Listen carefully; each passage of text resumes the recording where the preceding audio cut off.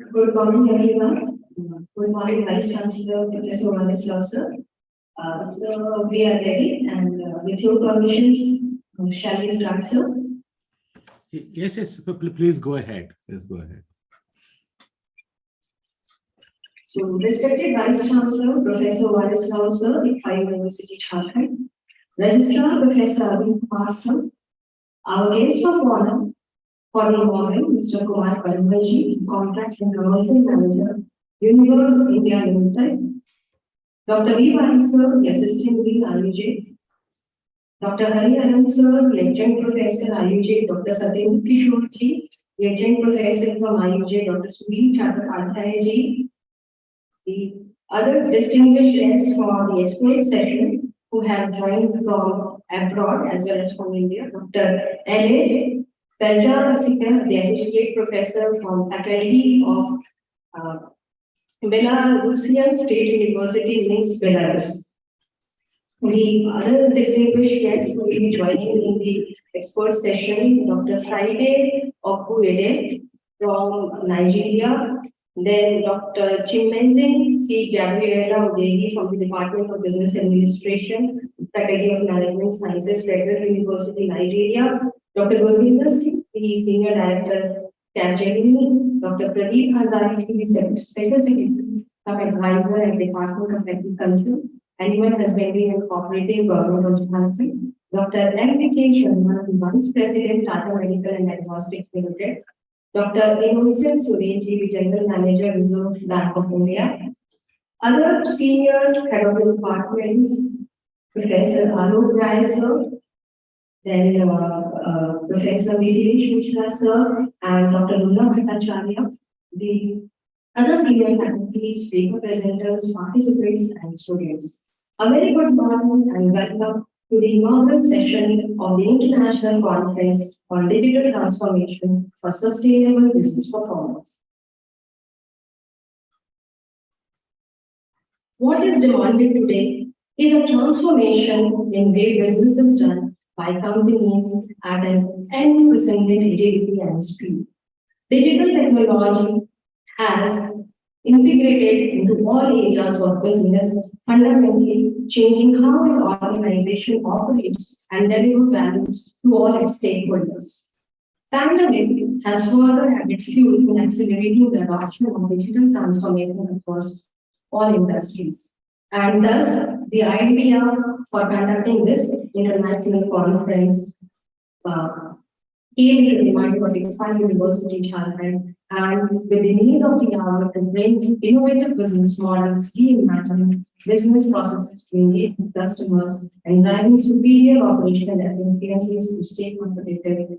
And with this very innovative idea, we are conducting this international conference today. Before we begin the conference, let's take the blessings of Ma Saraswati and Lord Ganesha. With the virtual lighting of land and the Bhagavad song, let's take the blessings from the Almighty, Lord Ganesha and Ma Saraswati.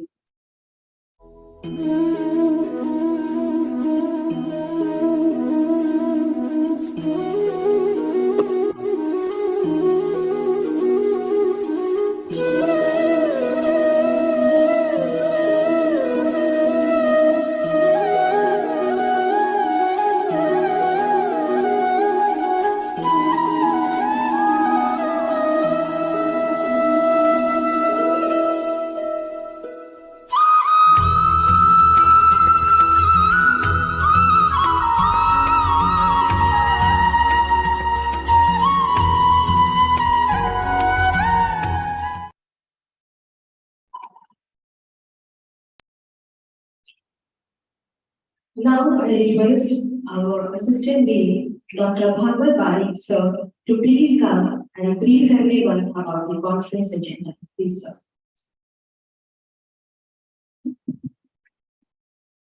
Thank you, Madam. Honorable Vice Chancellor, Professor Varis Rao, IPA University, Jharkhand. Distinguished academicians, researchers, students, industry practitioners from India and abroad.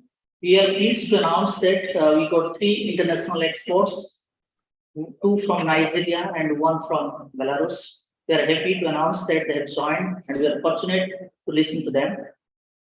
Then we have these people from throughout India, our senior faculty members, respected registrars are from the university, students, ladies and gentlemen. ICMA University Jharkhand, the premier institute in the state of Jharkhand in India. As a group, 25 years of service in this ICMA group, this university has done many meticulous jobs, especially to increase the extracurricular activity of the students. This conference, the aim was to build a synergy between the industry and academicians. Whatever we teach in the classroom, let's listen from the industry practitioner and try to percolate and synergize to our teaching methodology and pedagogy. As we know that without digitalizations, we cannot move with our day-to-day life. So as explained by my colleague, digitalization is the challenge, change, and the agent for the new transformations. This conference will be 2 days conference. There will be 4 technical sessions. We are having marketing, finance, HR, and also strategy and interdisciplinary. We got papers from the reputed institutes, apart from the foreign international academicians. We got from IIM Ranchi, Indian Institute of Management, Raipur. We got paper from University of Delhi. We got papers from MIT University. We got papers from other reputed institutes and universities throughout India. Not only from the academicians, I'm happy to announce that we also got 15 papers from the students throughout India. So I believe that this seminar will enrich to all of us. We also got very specific papers like healthcare, we have experts. We got papers from industry like agriculture and agribusiness. And I hope with this a blended mode of knowledge from throughout the academicians and the industry, this conference will bring out a research fruitful, which will be definitely intended to enter India and the globe. Thank you very much.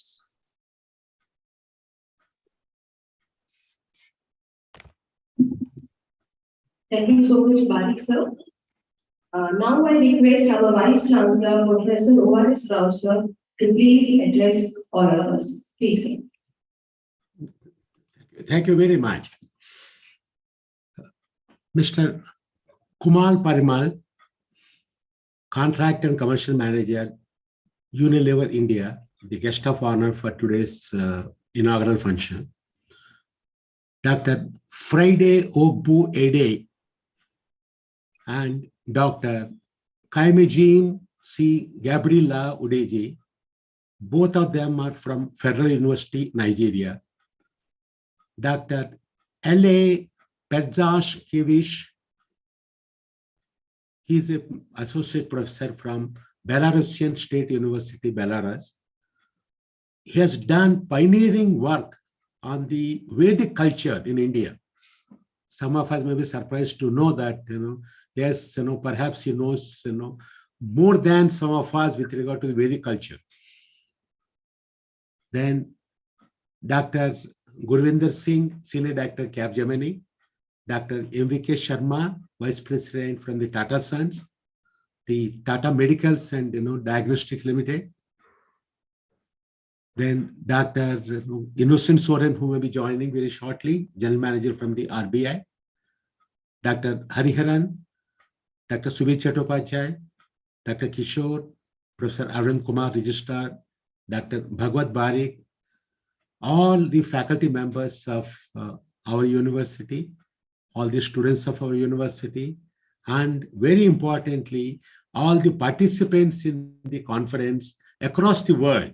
Today, in fact, truly it's a global conference wherein we have got participation not only from all parts of India, but also we have got received papers from UK, and we have got papers who are going to be presented by the professors from the Nigerian University and also from the Belarusian University.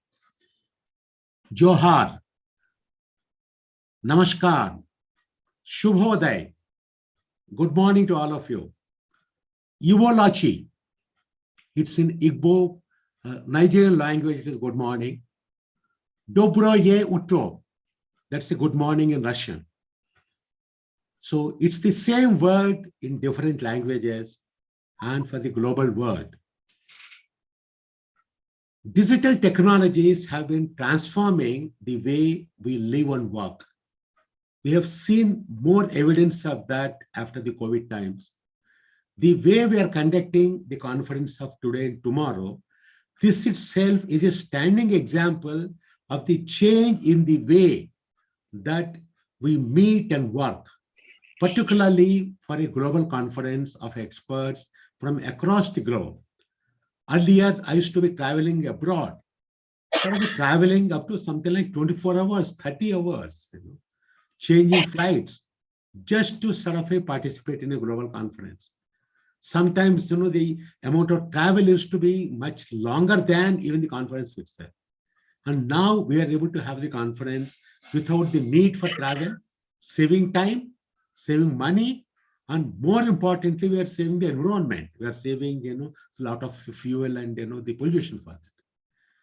Today, the digital technologies like, VR, AR, XR, now the new word is the XR from the metaverse, they are enabling better customer experiences. Sometimes what you notice is the videos of the people and videos of the events, they look better than the real ones. Sometimes if you see the marriages, the video is much better than the kind of real ones into that. So that is the power of technology to make, a reality better than, a virtual reality. Now, sustainability has become part of life. Earlier, only some people used to think of, now sustainability is needed for our own sort of a survival and growth. The sustainability part of life, environmental, economic, social, and the economic side, it's very recently we have seen. Last week itself, the collapse of, the large, banks, US banks, Silicon Valley Bank and the Signature Bank. And both of them are fairly large banks, this reminds us again and again, the sustainability is important, stability is important, sustainability is important.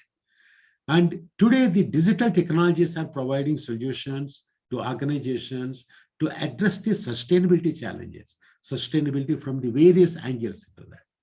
So the digital transformation and sustainability aspects should form an integral part of, in an organization strategy. It's in this context, the Eco University Jharkhand is organizing this international conference on a digital transformation for a sustainable business performance. We have received an excellent response from the seminar, as highlighted by Dr. Barik. We have received 54 research papers from eminent academicians, researchers, industry practitioners, policymakers. Very importantly, a number of students have participated and other stakeholders across the world. You see that they shared their views, they shared their own experiences on digital transformation. Now, when we talk of digital transformation, it's not theory, it is the practice, it is the experiences. I think that's where this conference, we are confident, will make a difference. We'll talk of, the experiences and sharing of the views into this.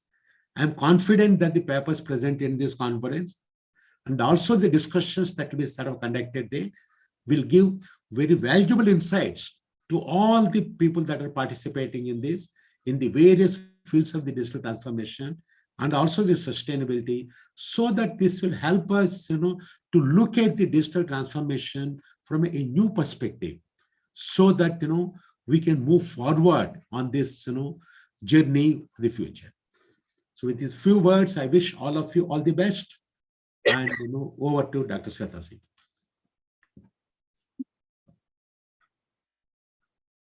Thank you so much, Vice Chancellor, sir, for briefing and motivating all of us. Now I invite our guest of honor, Mr. Kumar Parimalji, the Contract and Commercial Manager from Unilever India. Before we hear from him, this is a short profile of Kumar Parimalji. He is having an expertise in contract and vendor management, stakeholder management, performance improvement, strategy, negotiation, P&L, spend analysis, data analytics, operations, compliance, and team management. He has been a gold medalist from Birla Institute of Technology 2009 batch and ex-PGDM from IIM Bangalore. He is also the winner of National Business Plan Competition Enterprises inclusive by Hindustan Unilever and Ventura by IIM Lucknow. He is having the certification training in contract and commercial management, advanced practitioner in and IACCM project management and Six Sigma Green Belt KPMG. Currently, he is the contract and commercial manager in Unilever India, also having the past experience from British Telecom India, where he was working in the position of a contract manager.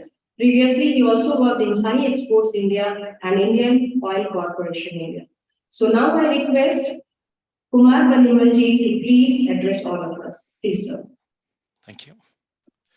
Good morning, everyone. Respected Vice Chancellor, Dean, professors on and off the dais, and dear friends. At first, I'd like to extend my sincere thanks to ICFA University for the privilege to speak on this occasion of International Conference on Digital Transformation for Sustainable Business Performance. Digital transformation is revamping the ways of working and radically changing the global industries. Today, it is not only the need of the hour, but we are actually deep-rooted in Industrial Revolution 4.0, which heavily relies on digital transformation as its core pillar.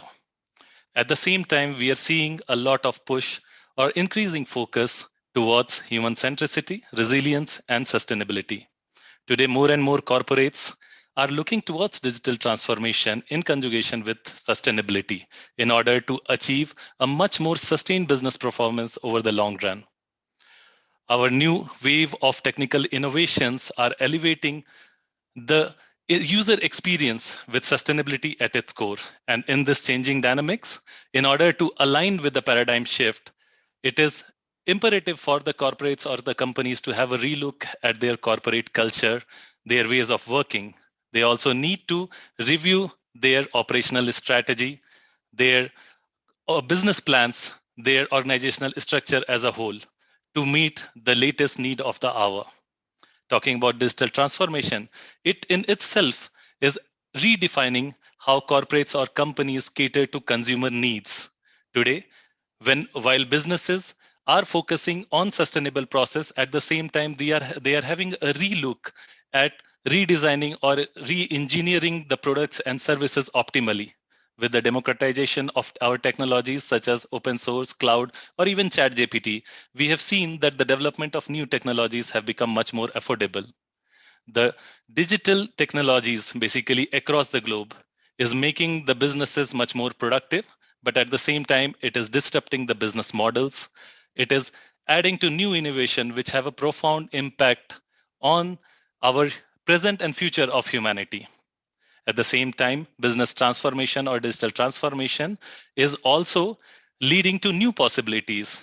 We can revamp our entire sourcing or resourcing of the raw materials. We can look after entire value chain and see how we can improve the overall business performance. And at the same time, it is also helping us or allowing us to measure and track sustainability progress for the companies. To take a few examples, IKEA today dominates the furniture industry. The company has done so by adapting to new ways of working. The digital adoption strategy has recently helped them to keep their competitive advantage over the other companies and at the same time help them grow their online sales by almost 3 times.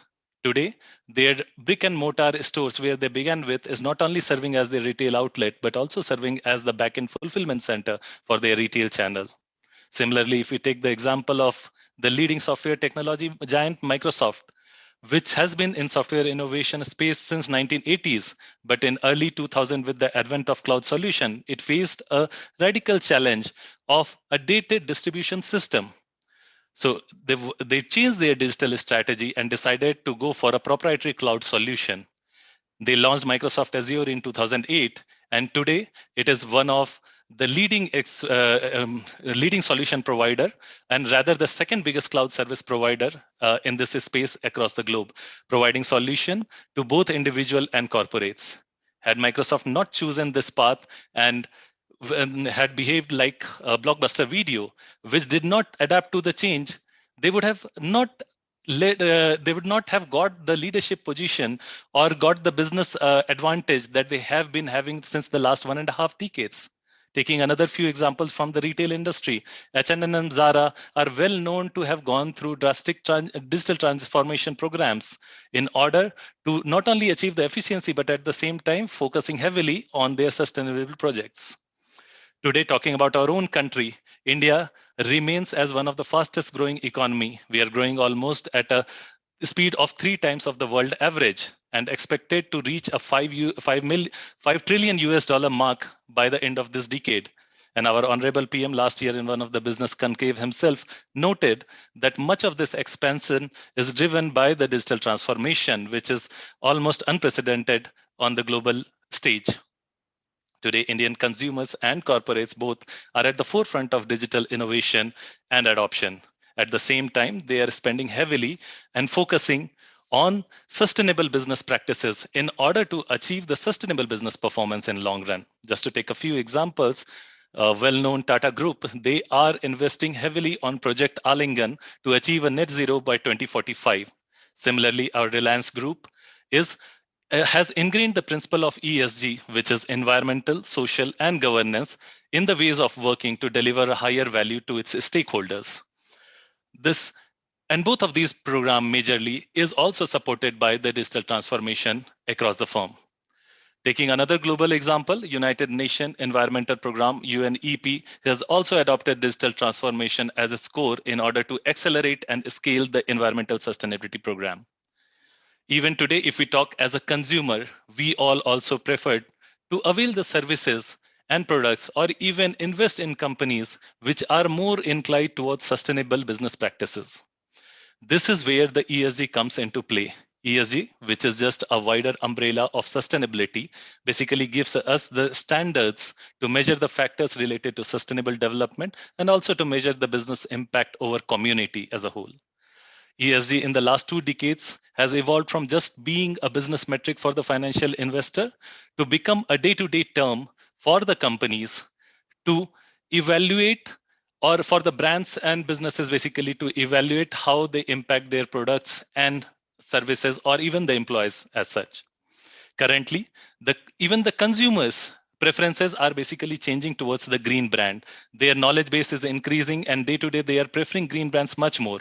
And in future, once more and more products and services will become commoditized, the green brands will become one of the major differentiating factor between these products and services.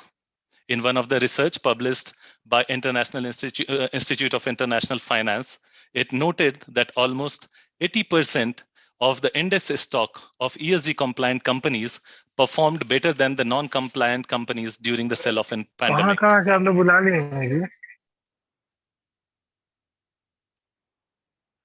Sorry. Okay, so digital transformation and ESG are basically the 2 prominent and high priority topics in the business community globally. The first one focuses on applying technology throughout the value chain, while the second one focuses on emphasizing this broader value of business is expected to deliver for its stakeholder from the social, governance, and environmental perspective. These 2 goals can and should go hand in hand in today's stakeholder economy. The World Economic Forum, also in its 2030 Sustainable Development Goal, delineates how we can leverage the power of technology to facilitate sustainable and inclusive growth around the globe. It also talks about scaling the digital transformation with ESG goals. To conclude, the next 5 years of our journey will be much more disruptive than the past 15 years, with the influx of more innovative technologies delivered duly by addressing the challenges or the concerns of our stakeholders on sustainability. Digital transformation in itself will support businesses in driving investment decision, which will be much more sustainable, will deliver the ESG data, and also ensure a sustainable business performance in long run. Thank you.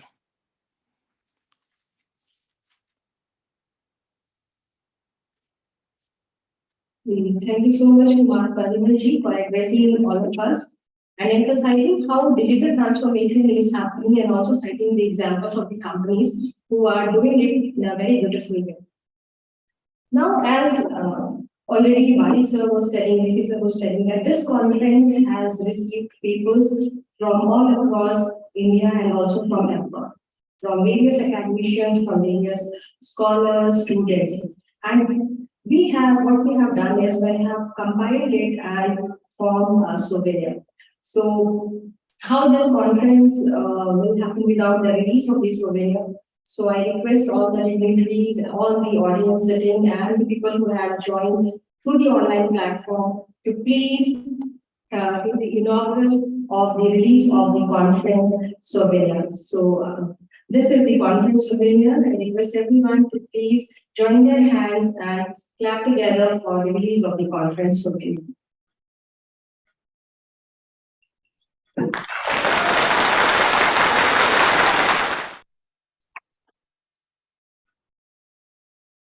This conference souvenir is the compilation of the various papers that we have received from all the participants from all over India as well as abroad.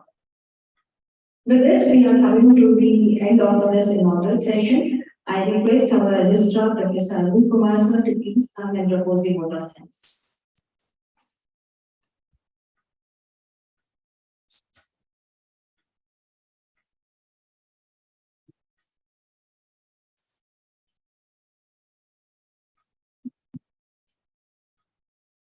Respected VC sir, Professor Rohares sir, honorable guest of honor for today's inaugural function, Mr. Kumar Karmal from Unilever India. Speakers in the expert panel discussion, professors from Nigeria and Belarus, then Dr. Gurvinder Singh, Dr. Capgemini, then Pradeep Bhajaria, the Special Secretary Government of Jharkhand, Dr. M.V.K. Sharma, Vice President, Tata Medical and Diagnostics Limited, Dr. Innocent Soren from Reserve Bank of India. Then our dear students and the participants of the conference and the organizers. ICFA University Jharkhand is proud to have organized this very relevant seminar on digital transformation of business, which might have been a luxury 4 or 5 years back, but now it has become a necessity. ICFA University Jharkhand is thankful to all the people who have spared some time for this seminar, contributed, and came for this inaugural function. Thank you very much.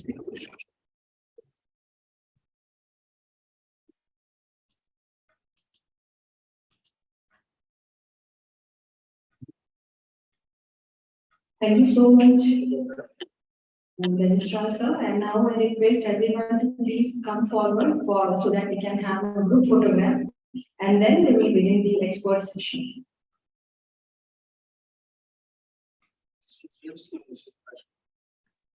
I request the students to come here for a group photograph. A few of the students can come, or the students who have contributed the papers, they can come.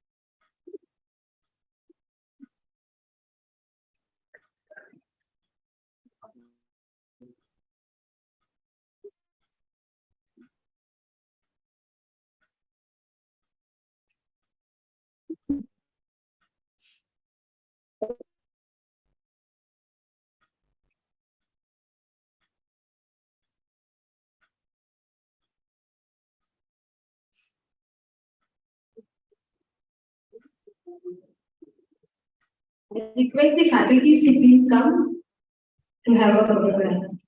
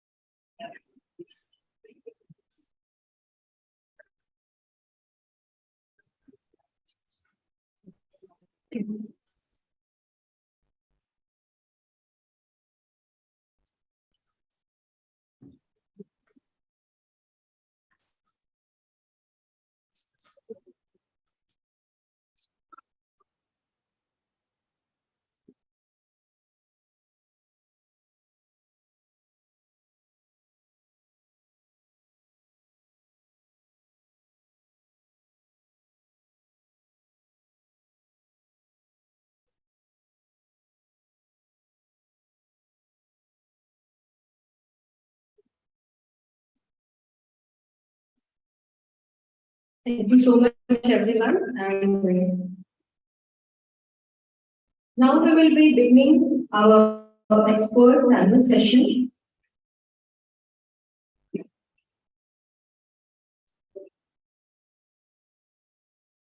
So now we will be beginning the expert panel session. For the expert panel session, I welcome the panel members, the moderator of the session, Dr. Hariharan sir, the adjunct professor from IUJ. Then the participants for the expert session, I welcome Dr. Friedrich Oglu, Department of Business Administration, Faculty of Management Sciences, Federal University,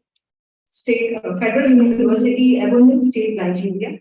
Then Dr. Chimenzin C. Gabriela Udesi from the Department of Business Administration, Faculty of Management Sciences, Federal University, Ebonyi State, Nigeria.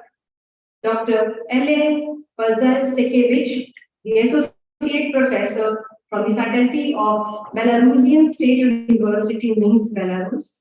Dr. Gurvinder Singh, the Senior Director, Capgemini. Dr. Pradeep Hazari, the Special Secretary, Advisor at Department of Agriculture and New Husbandry and Cooperative Government of Jharkhand. Dr. M.V.K. Sharma, the Vice President, Tata Medical and Diagnostics Limited. Dr. Innocent Soren, General Manager, Reserve Bank of India. And also, I would like to welcome our Vice Chancellor, Sir Professor Wallace Rao. I now hand over this session to Dr. Hariharan sir, and I request him to kindly proceed further with the session. Please, sir.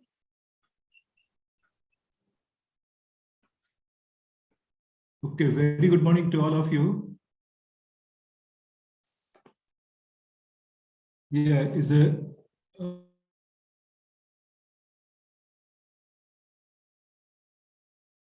opportunity for all of us to be digital transformation for sustainable business performance. So we are starting with the first session with the expert panel who have worked in different fields, like in the area of marketing, and in the area of healthcare, and of course in the area of agriculture also. So you can see the impact of digitalization in different fields. It no longer is confined to only the IT and software and this thing.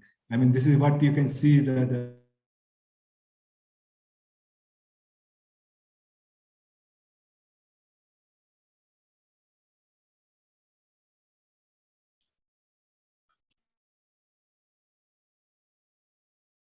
taking place. So for the we'd like order and I request all the experts here, the research work, and so that all of us are benefited. And since it's from a diverse field, so we can get idea from one field to another field, and then we can see how we can implant the digital transformation taking in one area and how it can be used in the other areas. So this will give a platform to see that how the digital transformation can be spearheaded.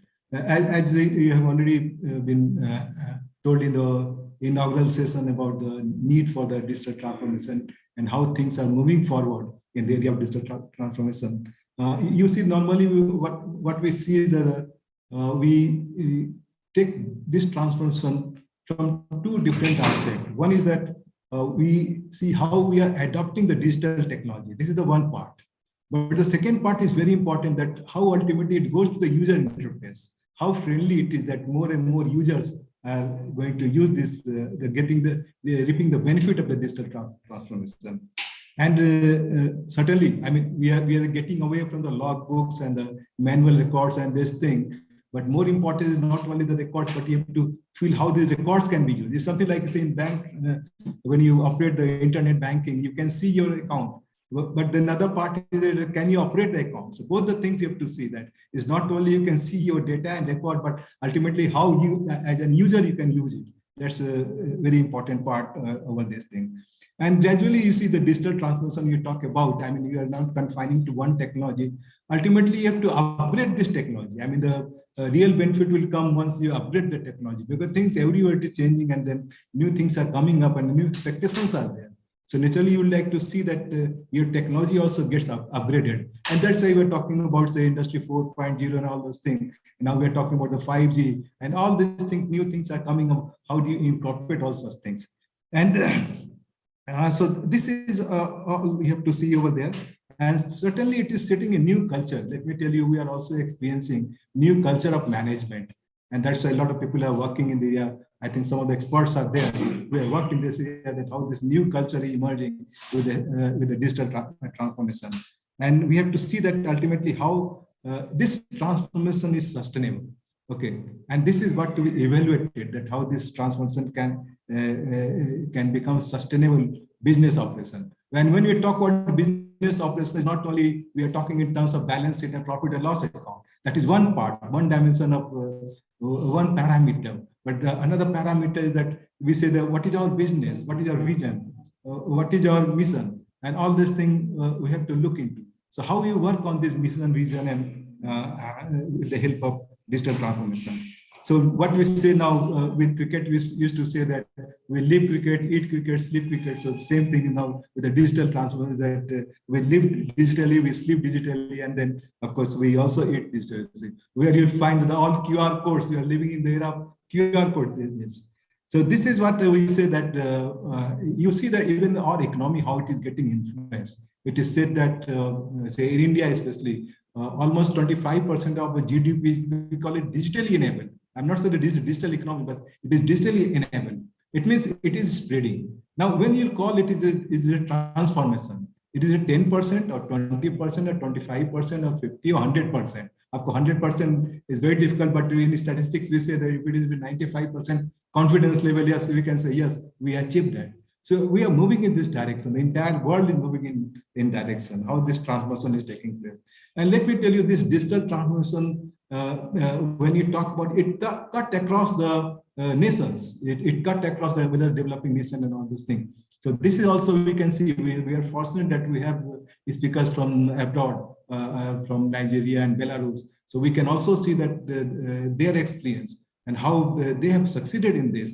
Let me tell you this, when in India we started digital payment system, we had a lot of doubts and a lot of suspicion also that whether it will succeed or not. But you see in Kenya, M-Pesa, you must have heard, this M-Pesa has become very successful, and other African countries. And that gives a confidence, yes, we can also succeed in transforming digitally. And this is what really the entire world is now experiencing this.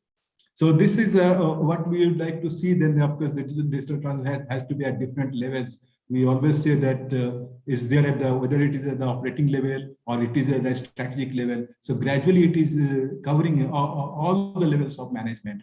And if you see the C.K. Prahal's, the bottom of pyramid theory, which has given it that ultimately you have to see that what is those who are at the bottom of the pyramid, how they are getting benefit out of it. So this is what we can see, that once they are getting benefit, then we can say, yes, digital transformation is successful and we can make our sustainable business performance over there. And I have seen also that this generation, I mean, different generations, if you do some study, generation wise, how much is the digital transformation is taking place. Naturally, you say Generation Z and all those, they are more digitally savvy than others, but it is now generation is also getting influenced by the digital transformation, and they are also becoming user of digital transformation over there. So this is another aspect we have seen it. Many industries, they are using it. We talk about nowadays the dark factory, dark stores, and all those things, where I mean, you don't need the light because we need illumination and light only when the human beings are operating. But there are many things which are the data driven. So we are coming to that stage also. And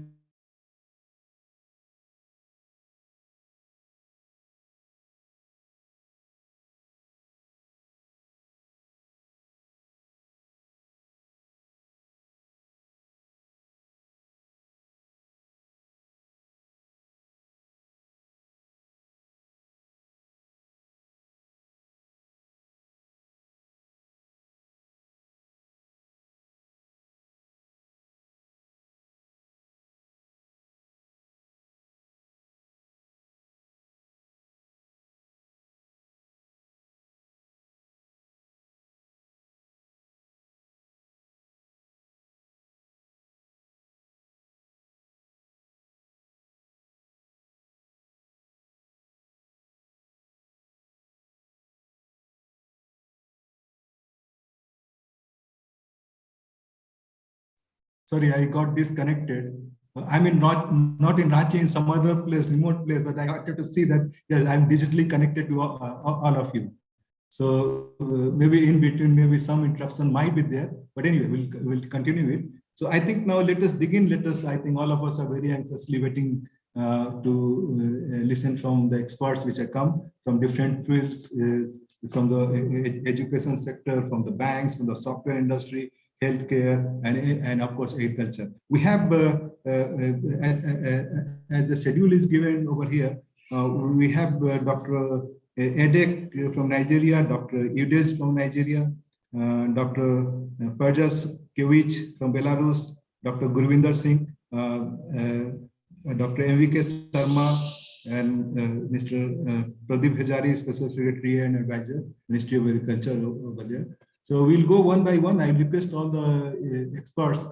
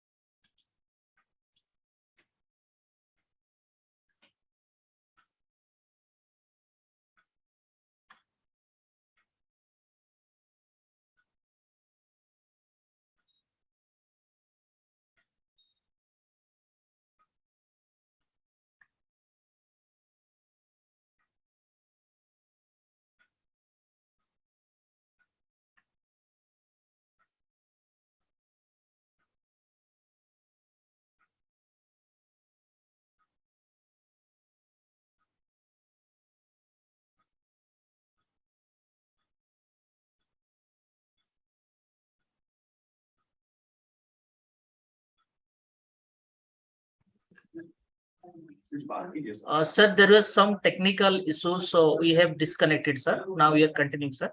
So we'll continue the session, sir. Just 1 second, sir. There was some technical issues, sir. No, can you just request, our presenters to go ahead? Sir, Yeah, please, they are all waiting. I think, Dr. Friday. Yes, sir. Now we are ready, sir. Yeah, please, I think ask him to start here. Yes, sir. So we'll start the session, sir. And first, I request Dr. Frida Aguve Udek from Department of Business Administration, Faculty of Management Science, Federal University, to continue his presentation. We are really sorry, there was some technical glitch. Sir, please continue, sir.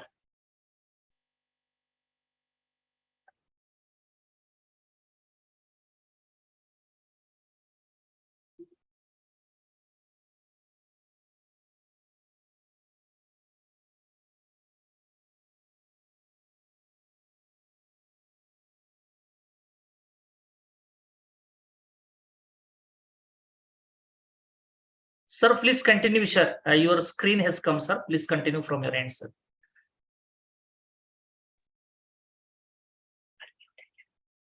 Sir, kindly unmute from your end. Maybe some.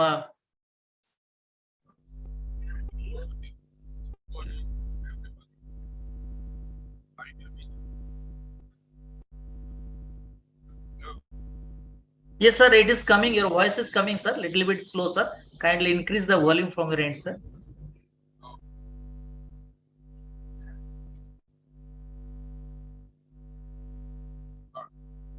Good morning, everybody. I hope my audible now.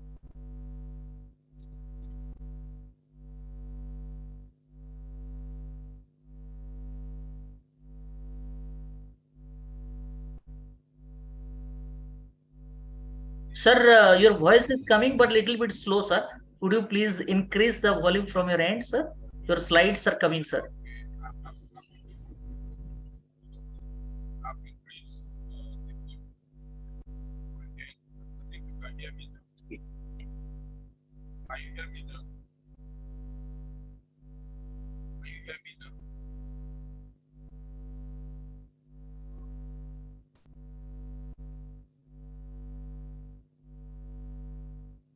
Am I audible now? Yes, sir, it is coming, sir. Just increase some volume, sir. It is coming, sir.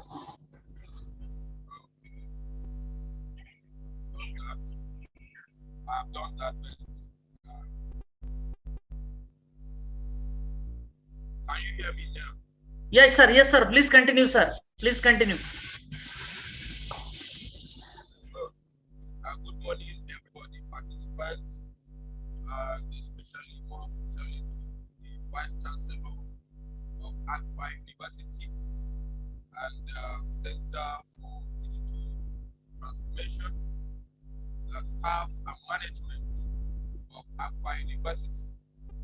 Thank you once more, and thank you for this great opportunity to be part of this international conference.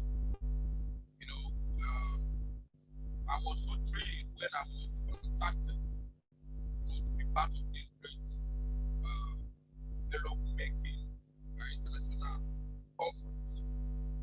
So my name is Dr. Friday Okwede, and what I'll be sharing with us this morning is principles of digital transformation for sustainable business performance.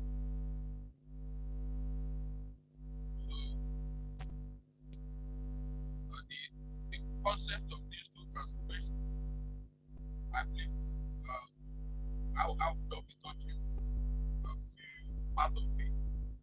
I know that several researchers and presenters have a lot to do, have a lot to give us this morning.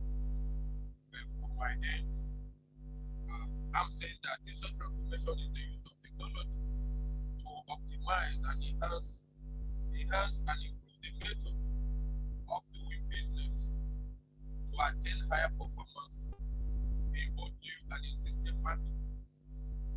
You know, I also believe that Nigeria and India share, common business environment in terms of the use of ICT. Having seen how the pandemic and several environmental factors affected or destroyed several businesses. So this conference is coming at the right time, especially as we are all coming out from the pandemic. You see, so the business world cannot just be idle. If they want to succeed, then the use of ICT to improve business performance is very crucial. See, this is the reason why Kozaki with 2020 said digital transformation is a process in which businesses make use of digital technologies to create and strengthen the disruptive changes that affect the whole business, industry, and society in general. You see, so irrespective of wherever the business situation is situated, you cannot run away, from the disruptive influences of external factors, be it man-made or natural disasters, like the one that happened in Japan many years ago. You see, so digital transformation, according to Kitsios, 2023, recently said that digital transformation is the use of ICT by business practitioners, to enhance and manage, to increase their competitiveness in the digital age. And what is the digital age? This is the digital era, because businesses cannot hide under isolation. You have to be on the same page with the other world. So this is exactly what several authors have, highlighted. And looking at you have enormous benefit of the digital transformation as is concerned to sustainable business performance. Like High in 2021 argued that digital transformation as a business is to replace traditional work with digital processes. It also helped to increase the time spent on research and new development strategies instead of holding on to, their team. It also increased the changing the modern and professional working model. It also increased the workflow efficiency and it minimized technical errors. It also has business owners to apply new services and technology quickly and flexibly. It also improved work quality and performance. It also increased labor productivity and improved the quality and appearance of product. It also, helped us to constantly increase beneficiary satisfaction. Who are the customers? It also helped us to increase the reinvestment ability. And that is why I looked at what markets and companies share. The 10 guiding principles of digital transformation. See, the first one is to secure senior management team if organization want to actually attain, a digital transformation strategy. Then you must select a clear, ambiguous target. Organization need to also secure investment. But how can you secure investment? You need to put more resources to improve your ICT sector. Then you need to start with a lighter project. Then you appoint a high caliber launch team. That is, you need from the digital section of the organization. You need to select workers who are digital inclined so that they can be able to help the organization to, achieve the sustainable business performance. They need to also organize to promote new and agile ways of working, which include flexible working conditions and flexible schedule and order. It is also nurture a digital culture, which one of the guest speaker, said, he mentioned of the corporate culture. The culture of the organization need to be changed, need to be transformed, so that it can fit in to the new work environment. Then the eighth principle is that there should be a sequence initiative for quick returns. Then it need to also build capability. You need to build capability in the four functional areas of management. We need to also have marketing dynamic capability. You need to also have technological dynamic capability. You need to also have, the production, if you are in the production sector or service dynamic capability. These things need to they need to work hand in hand before a business can be sustainable. Then finally, you need to adopt a new operating model. How can you adopt that? You adopt that from your previous experiences and from all the stages that you have applied. You know, at the end of the day, you now have a working model which will enhance, you know, your digital capacity as a business, so that you can be able to triumph in the environment that you don't have control over, because the environment is so volatile to the extent that if you are not digital compliant,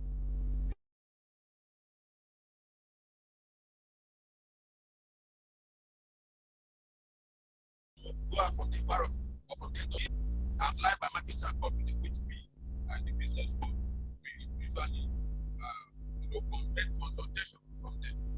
So I want to very much thank for listening, and I welcome other participants and paper presenters from all over the world to the conference. Thank you very much for this great opportunity.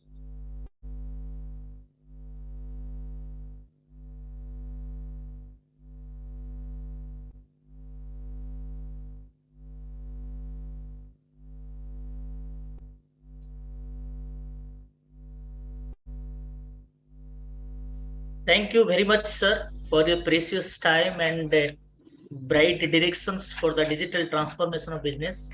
We are really blessed with your PPT and this knowledge that you have imparted to all of us. Sir, we are really thankful to you for your valuable time. Thank you very much, sir. We'll go to the next presentation. I request Dr. Jim James C. Gabriela Ujide, Department of Business Administration, Faculty of Management Science, Federal University, to continue her presentation. Please, madam, you can continue. Good morning, ladies and gentlemen. Very good morning, madam. Very good morning. Yeah, this is. Madam, is it Dr. possible to switch on your camera? Please, I apologize on that behalf. Here in Nigeria is sleeping time. I'm not really prepared. I'm sorry about that to see the camera. Yes. Good morning. I greet the Vice Chancellor, the Dean of Management Sciences, professors,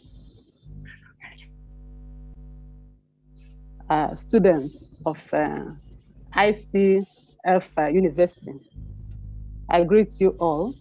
And today I'm presenting on digital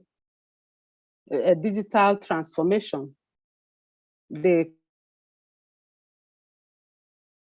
conference on digital transformation for business sustainability. I must say that this topic is elegant and very useful because of the time. It's timely. Digital transformation has delved into virtually every aspect of living. There is no aspect of living that remains the same after digitalization, especially businesses. Businesses have recorded sustainability. I don't know, I sent my slides earlier. If the technical team can help me and share it, I will appreciate. And I'm not succeeding in sharing it here. So, I was saying, in every aspect of living, digitalization has actually happened, and the result is excellent and commendable. But I want us to focus on a particular aspect, since we are talking about business sustainability. And in the history of organizational operations, it is difficult to separate success. It's actually one important resource in the organization, especially as people have referred to it constantly as important strategic collaborator to achieving organizational objectives. So human resources is quite important, and management of these human resources is not easy. It has never been easy from the beginning. So to achieve organizational goal, human resource management is imperative, especially for from the onset, human resource executives have been on their toes, carrying out operational functions of human resource organizational goal. Human resource management is actually a strategic and a coherent approach for managing organizational people, professional goal more effectively as well as efficiently. That's a definition from Armstrong, 2020. So the rapid advancement in data analytics, artificial intelligence, and connectivity that brings up new digital applications, systems that affect every aspect of life in a more efficient way and sustainable way is what we call digitalization. That is what digitalization is about. And for a sustainable business performance,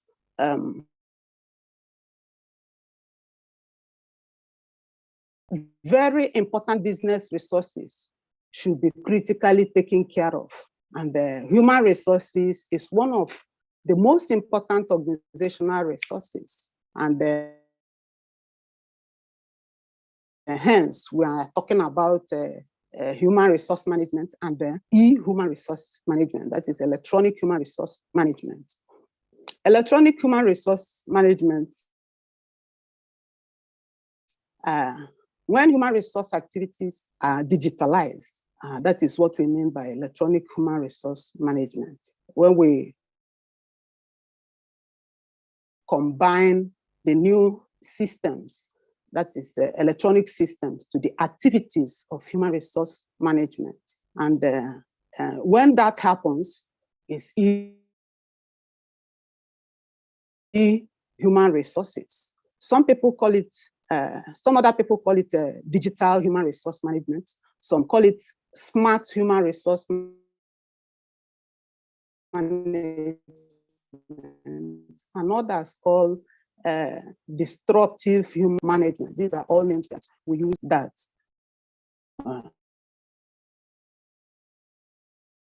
E-human resource technologies are combined with human resource activities. It affects the and some of these technologies that we are talking about that are combined with human resource processes include augmented and virtual reality, the social media, cloud computing, big data, Internet of Things. So all of these technologies that we have mentioned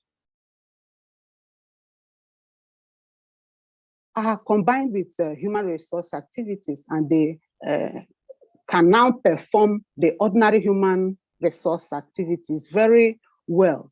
And these human resource activities range from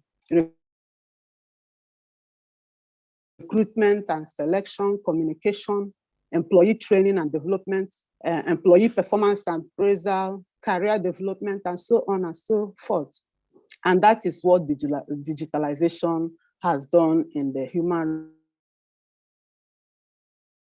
resource management.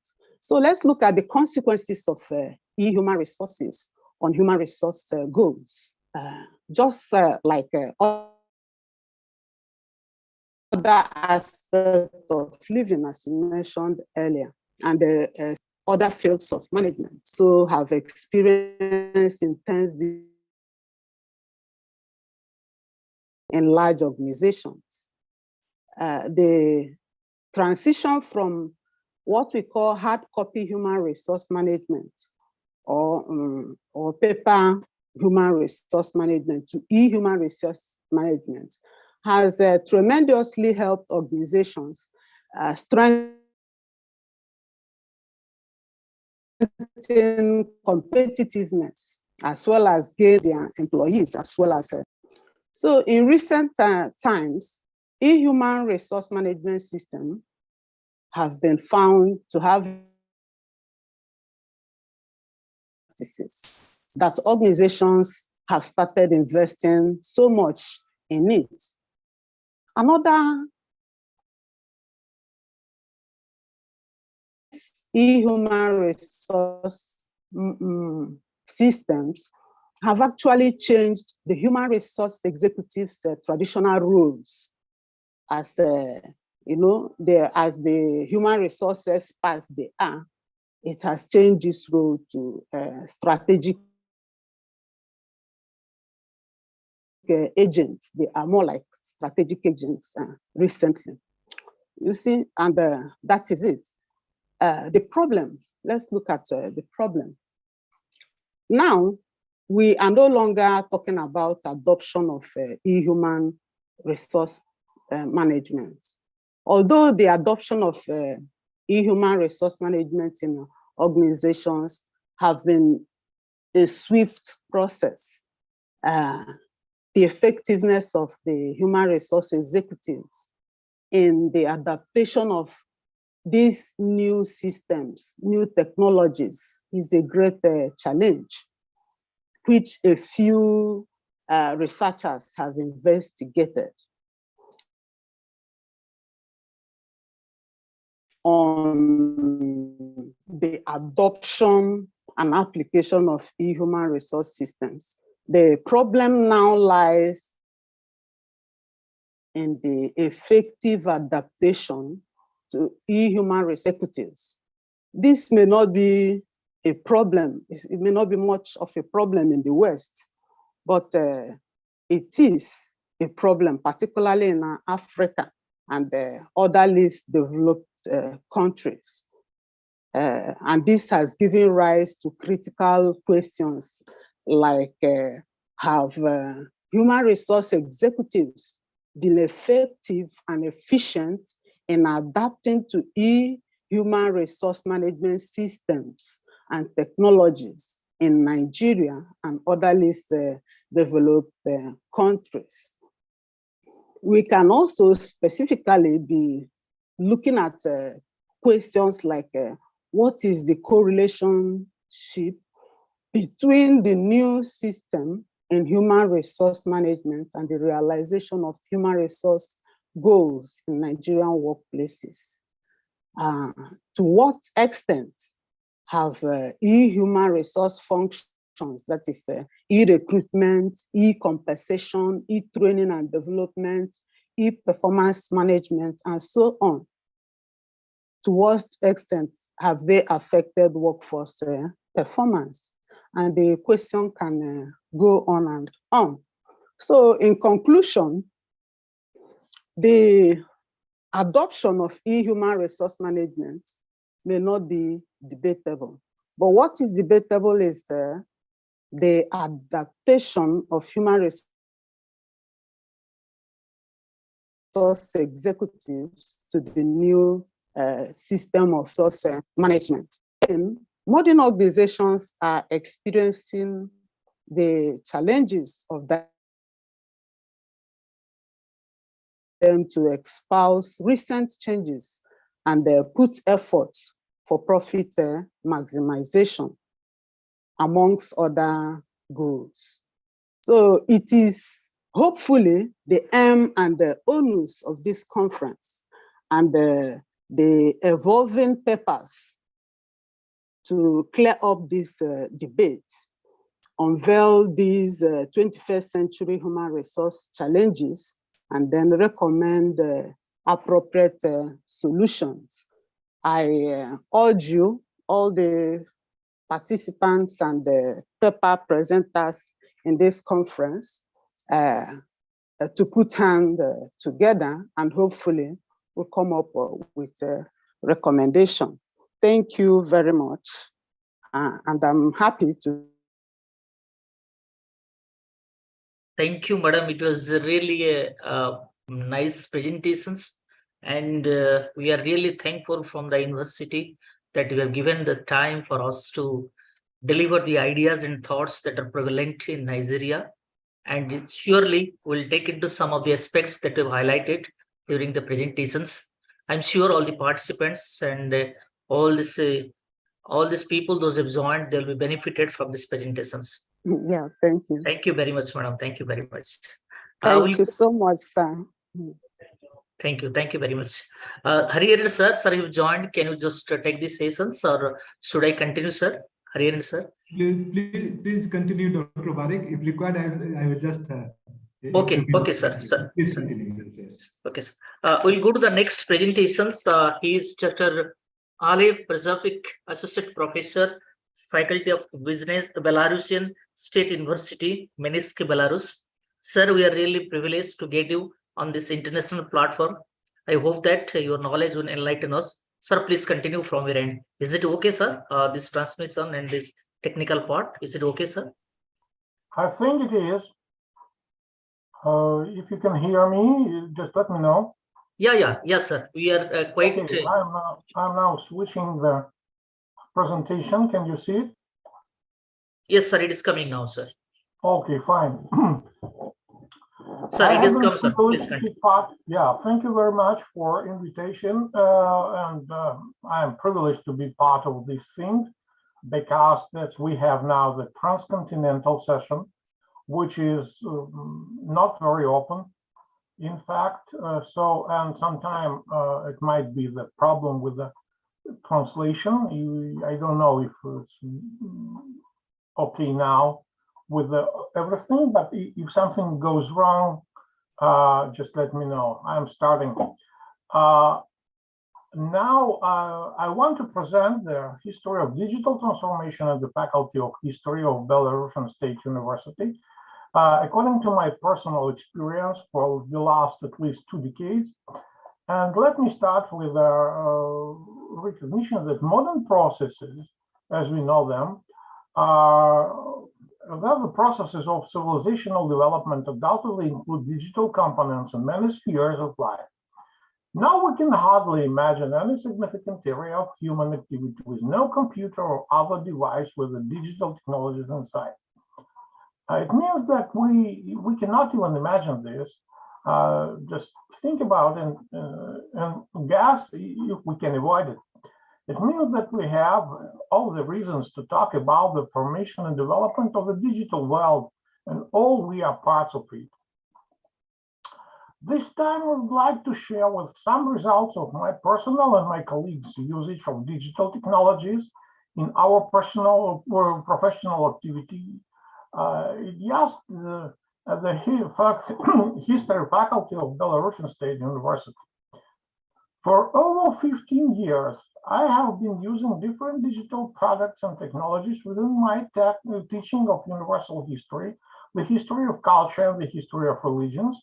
In addition, there are some points within my research work I would like to share. At all of that activities, I see a few combined issues. First, the teaching process itself, I propose to divide in the vertical and in the horizontal ones, 2 parts in fact. The so-called vertical process is the standard work of the teacher-professor with student. The horizontal one is the teaching process where the main communication goes between students themselves. At the same time, this activity involves cooperation of teachers if they work together on the same course. It means that we can use the horizontal system both for student activity and the teaching activity, the professor activity. For instance, when we are dealing with the same project, or we are teaching the same subject in combined form, we can use the horizontal system. My work in research field has obtained significant digitalization during the last couple of decades. Starting with the vertical teaching process, I would like to put ahead the following points for the evident digital interference. The classical lecture for the audience has acquired the computer presentation support with audio and video options within. I need no paper or other hard copies for the historical maps anymore. In addition, I can manage time of every piece of my lecture content, which is definitely the new one, because in former times we need to use many components altogether, and the managing of time was used to be seriously more difficult. Furthermore, I can record any lecture of mine as video and upload it for the use of my and other faculty students, which is again the new option. Second one, since 2006, I have been using a full course of my MP3 lectures on the history of ancient Eastern Russian. I made the product with the TTS software and my own text. Now it forms the sound equivalent of our faculty textbook on the mentioned subject. Every student has a free access from any place using his or her personal password with no limitation. For some time, it was used in some universities of Turkmenistan and the Alper-B University of Kazakhstan by my colleagues. And this project seems to be quite popular. During last 10 years, we have also some learning management software options. I myself use the university software created by our university engineers and the Moodle learning management software. LMS gives visible advantages for like necessary learning materials. They are not located in the textbooks. Easy update those materials. Students have access to the learning materials all time long. Means that we do not have any more any kind of limitations with access to the information. They're not necessary to be part of the long printing structure environment or something like that. In 2009, I have created our first electronic learning complex on DVD. It was a history of ancient East. It included program of the course, full course of video and audio lectures, presentations of all the lectures, tasks for students, including seminar topics, tests, lists of literature, tasks for written fulfillment. At that time, the DVD option was probably the only one because we didn't have enough support for the internet environment. We didn't have any effective system of net connection. So at that time, DVD in use was probably the best one.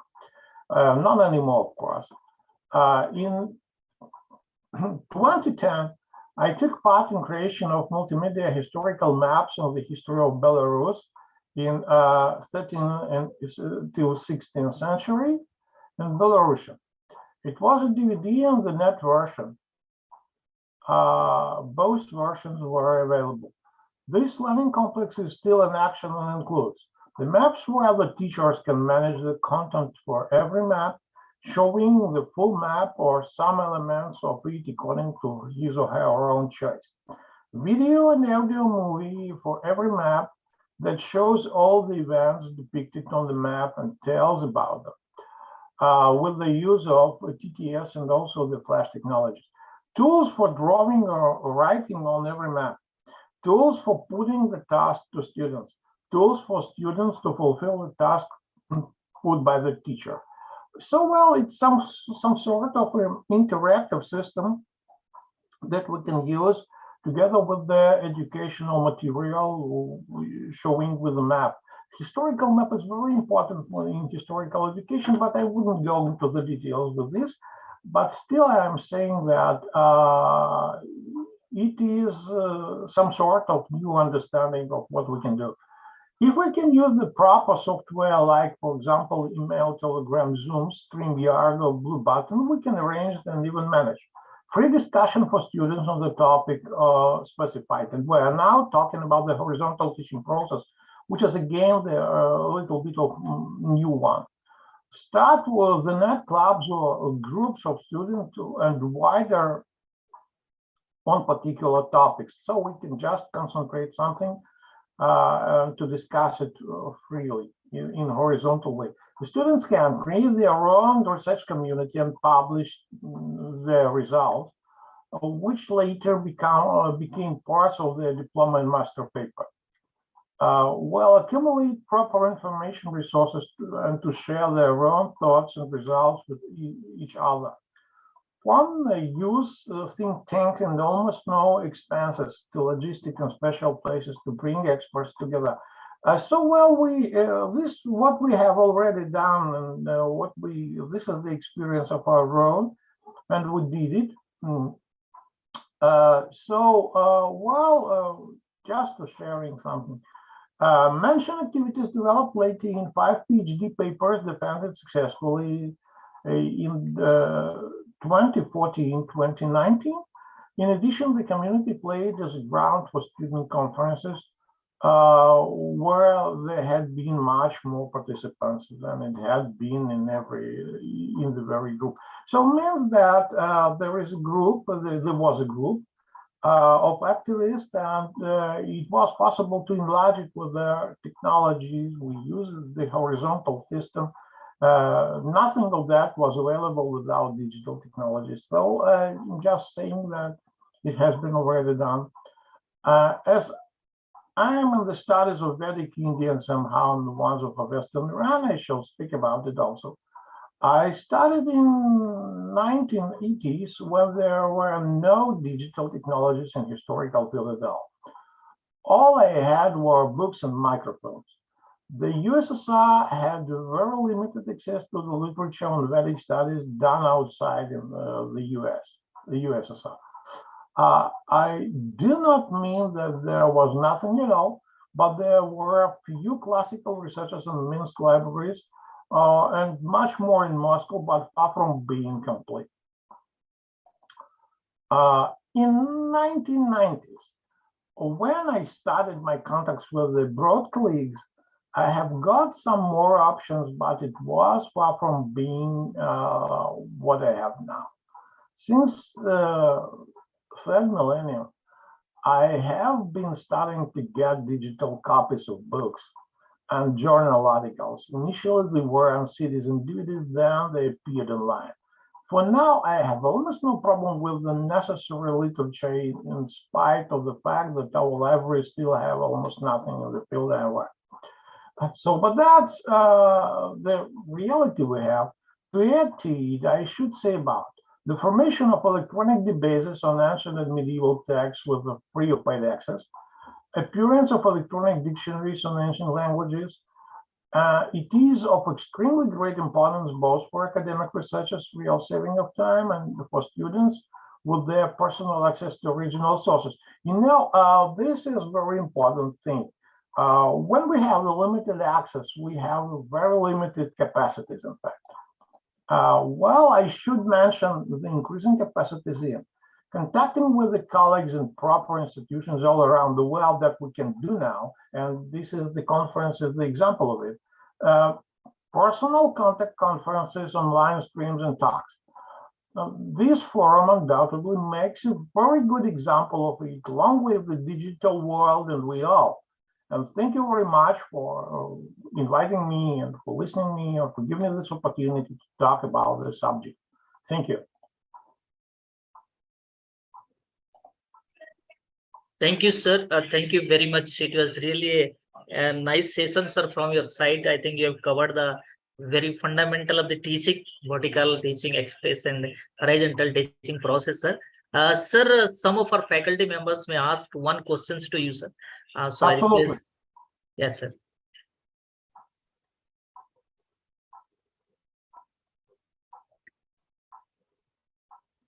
Sir, Sir, I have one question for you, sir. Very small questions to you, sir. Sir, how do you manage the classroom in case of your university, sir? It's a big university, and how do you manage the classroom? Can you just highlight what you do in Belarus so that we can have a chances to see that one? You mean, you want to know how I manage the classroom online or? Yes, how sir. I- Absolutely, sir. Absolutely, in the Alright. classroom, sir. Well, let's say, let me say that for now, we mostly use the Moodle learning management system. And with the blue button, big blue button inside. What I can say actually, if we have the platform like a LMS system, we can just put there what I'm doing. I'm putting there the learning stuff all together with the links to the necessary worldwide accessible resources, especially with the university resources. They have their own password for access, the personal access. And they can visit the classroom, the electronic classroom inside the LMS with this password, and also they can see all the learning materials that involved inside this subject that I'm teaching. And then I have the option to do my personal talk via the, for instance, big button or any other platform, for instance, like Zoom, if I need to do it online. Well, then they're able to send some, some written texts or some audio records towards the LMS system inside. Then I see the options, I see the answers, and I'm just sending them the forms. They should send me this the feedback. Then I can read it and mark it, and then put the comments. And they can read it or in online mode or in distant mode, whatever. That's just they have. If it's in written form or recorded form, they can access to it from everywhere, anytime.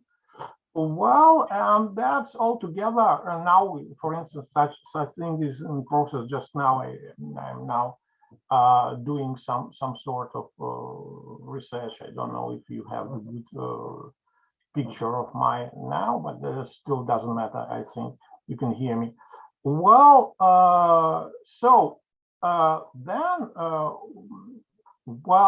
we combine all their answers together, and I am seeing when I'm reading what they use, what they did.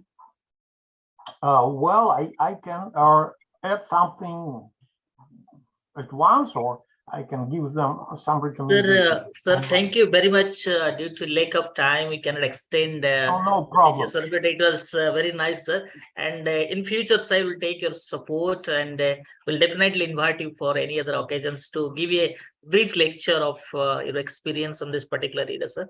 Sir, we are really thankful to you. And I, on behalf of the ICFA University Jharkhand, sir, we really extend our heartfelt thanks to you and your university for giving us the time and this knowledge that you imparted. Thank you very much, sir. Thank you very much. It's my pleasure. Thank you. Thank you. Thank you. Sir, we'll go to the next presentations, and our next presenter is Dr. Gurvinder Singh. Dr. Singh is a veteran in the IT industry, and he is presently the Senior Director at Capgemini. Sir, I request Dr. Gurvinder Singh to continue. Yeah.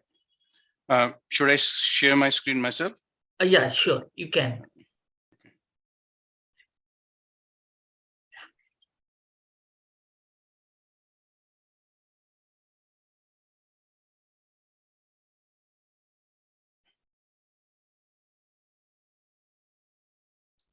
Give me 1 second.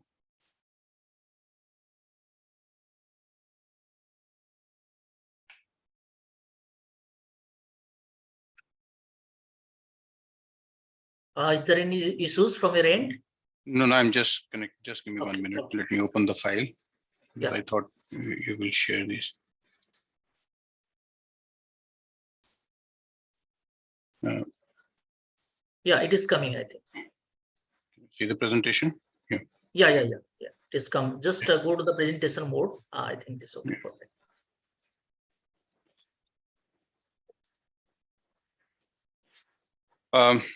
Okay, so thank you very much for giving me this opportunity.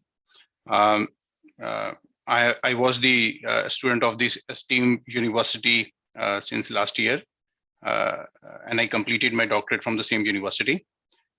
Thanks for all the support and help being provided by this university for achieving this milestone also. So along with that, I am also working for a IT organization as a senior director, where I'm responsible for the IT infrastructure for that organization. With this, I will move to my presentation today, where I try to give some glimpse on the digital transformation, that what exactly this buzzword stands today. So we all are hearing this word, but what exactly that means for us in today's world. So if we say that digitalization is moving from pen pencil to the computerization, that's the very old definition of it. 1984, when computer was launched in India, that time we could say that definition is useful. But now we have so much advancement in the technology that saying that we are still moving from paper to the computer base is not correct. There certain level of advancement has already been done. So now what does digitalization stand for us now? I would say for all organizations, it is important to understand their problems. What are the problems they have and how can they solve those problems using the advanced and sophisticated technologies available. That's where the digitalization stands for today. I will give that with an example in the consecutive slides.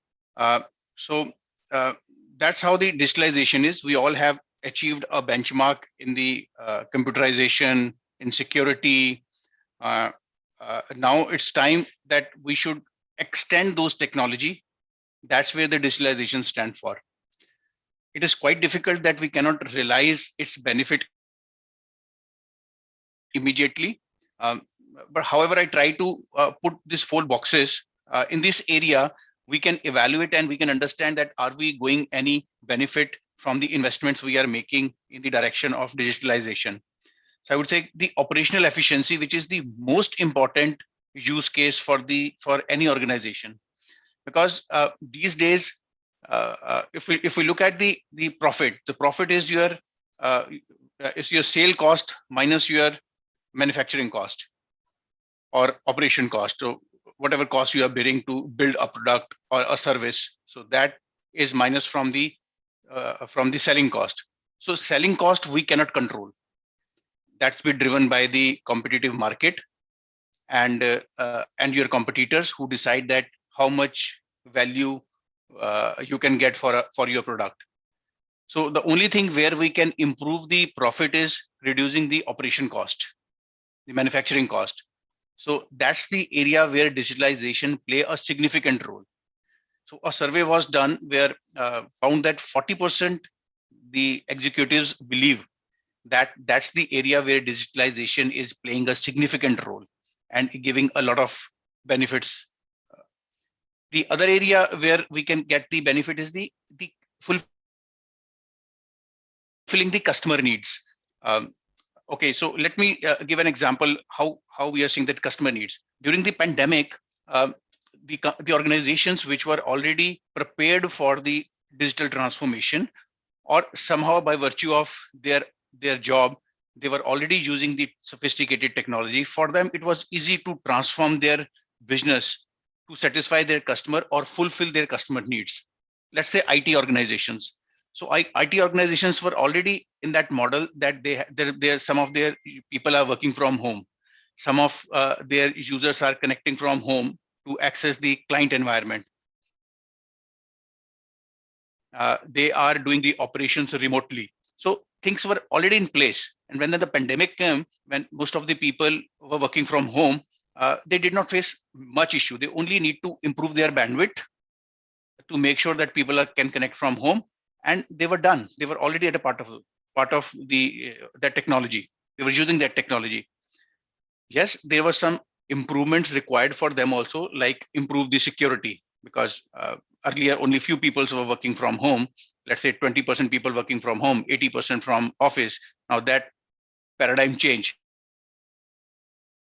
80% people were working from the home and the 20% were working from the office. So they need to work on the improving the security, so that the people who are connecting to the office environment or to their data centers, that connection is secure. So that area they need to improve.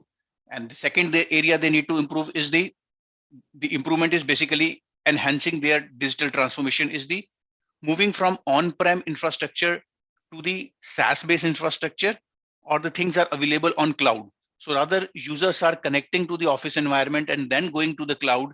They can directly connect from home to the cloud. So that's saving the resources as well as improving the customer satisfaction, because they are getting things with lesser latency.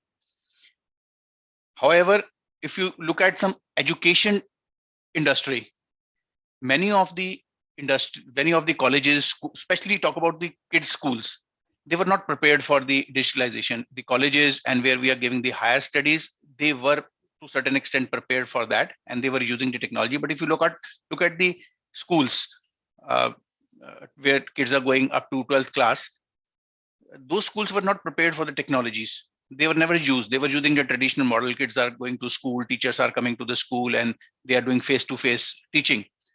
For them, it was very hard to transform everything.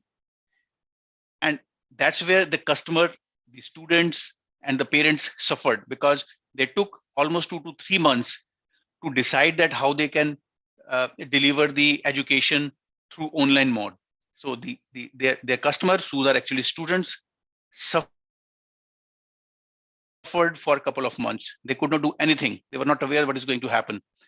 So that's the area digital transformation play a significant role to satisfy your customers or to fulfill your customer needs. If you're already part of this game or we are using this, it's immediate for you that you can immediately take action and you can transform yourself. The other area which is difficult to calculate is the revenue growth.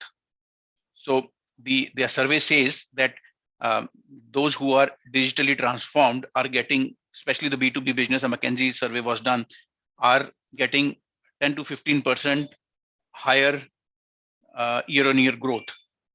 But yes, it is difficult, because once you are going for a digital transformation, there is certain investment involved, and you cannot calculate its ROI immediately.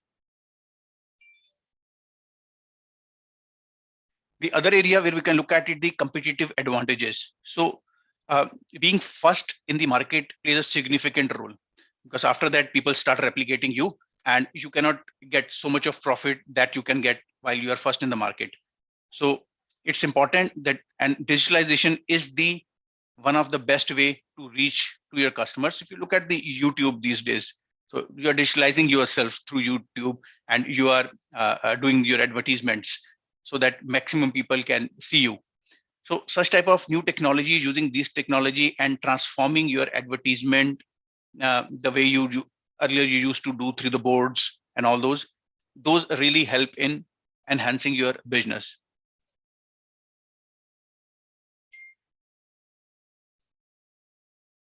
Okay, let me first give you one more example on the digital transformation, because I am from IT industry. Let me take an example of technology, that how digital transformation is changing in the antivirus technology. So there was days when we used to have the traditional antivirus on our PCs, and the purpose of that PCs was the purpose of that software, antivirus software, was only to once the virus signatures are found, only then the organization used to update their softwares, the vendor who's providing you the antivirus software, and then you can restrict that antivirus to not attack your system. That was a traditional antivirus. So a big damage has already been made, because the organization took a lot of time to identify who has which signature has come in the market, then doing research on this and build an antivirus solution for this. So that was the major issue. So we cannot survive with such solution today. because the amount of attack and the attacker's understanding has reached to a very high extent. The type of attacks are different, the one which used to be earlier. If you look at the advancement in this technology, today we are, instead of antivirus, we are doing the endpoint detection and response system, which is the higher version of the antivirus. So what this EDR does, this EDR is basically proactively check your systems, that what are the activity happening on your PCs. For example, if on a certain port, a huge amount of traffic is going, which is not usual, and it is not happen every day, the EDR system can detect this, that something wrong is going to happen with this machine, and they can immediately isolate that machine without any human intervention. So that you can decide, either you can send the alert to right organization to work on it, or you can build a policy that isolate that machine. So these type of actions can be taken on its own without any human intervention. So that's the advancement, that's the digital transformation happening in the area of antivirus technology. So I'm not discuss because this next generation antivirus and EPP are the advanced version of the antivirus where signature detection are happening. But the EDR is the latest one, EDR and XDR. Both are more or less same. The XDR is talk about not only your endpoints, it detects any malfunction throughout your network and detects and collect all the logs at a central place. And from that central place, you can take the decision that what action needs to be taken on a particular threat. So the fall positive, fall negative, all these things are detected and then the action taken. So that's the journey of the digital transformation these days in the area. Similarly, if you look at the other technologies like the WAN connectivity, the digital transformation has happened significantly. We have starting from the point-to-point connection. Now we have the MPLS. From MPLS, we have moved to the SD-WAN, where you can the intelligent softwares can detect that how much bandwidth is utilized between two offices, and accordingly the one bandwidth can be distributed among different offices taking decision. So that's how I'm saying that the digital transformation is different from the one which we used to discuss earlier. It's not the paper to the computerization, it's the advancement in what you are already achieved and going to the next level. If you look at the digital transformation journey or the roadmap, so generally roadmap starts with the, I would say, divided into this 5 areas. We start with the POC. So what does that mean? First, you need to identify your problem statement. Second, you need to write the exact use case against those problem statement, that what exactly you want to achieve. For that use case, you need to write the test cases, that how are you going to test those use cases. Then you need to select the right technology that which is useful for your organization and which can solve maximum business problems for you. And the cost and all those things are part of it. So that is part of POC you do. Then the second phase, you need to do the pilot run, because that's this transformation impact user significantly. If I'm talking about the antivirus software, how the users are going to be impacted. So data privacy is one of the issue when you move from the traditional antivirus to the EDR or XDR solutions. What does that mean? Because your data has to be at a central location. The activity on your PC has to be collected in a log at a central location where it can be processed. So the countries like Germany, France, they have a stringent rules, and you cannot move their data outside their organization, outside their countries. All these things has to be taken care during the POCs, that how are you going to manage these? And then you need to run the pilot run, that whatever you have identified during the POC can be run on the pilot user successfully. Once the pilot run is successful, then you do the actual deployment on all your organization throughout. Then the second last phase comes the maturity. Now, once it is defined, now it's come the automation. In the case of antivirus, now I'm saying the logs has to reach to a central location and processed on its own without human intervention is the level of automation and governance which you need to build. So governance means how are you going to take the action on the different antivirus threats which are going to be logged. Some are very minor. You don't need to take much action on that. Some are really critical. So what actions you need to take? Are you going to inform people? Are you going to take on its own action? You can isolate the machine. What type of people you can isolate? What type of group you cannot isolate? All these governance decisions has to be taken, and that's the phase, is the level of maturity we need to build when we are deploying the new technologies. And then come the benefit realization. Then you need to check on the boxes I showed in the previous slide, that how your operational efficiencies are improved. Are your customers more satisfied on the services they are getting now? Is your revenue growth happening? So these are the 4 or 5 phases we need to follow. These can be further divided into sub phases to get more benefit out of it. But yeah, these are the broad level I think are required when you are doing the digital transformation. And digital transformation is a journey which never stops. The way things are happening, the way things are changing. The technologies are changing, the requirements are changing. I would give you one more classical example where most of the big organizations these days are moving. In spite of spending so much on technology, it's very difficult to secure your organization from the threats. So now we are moving towards the cloud plane technology.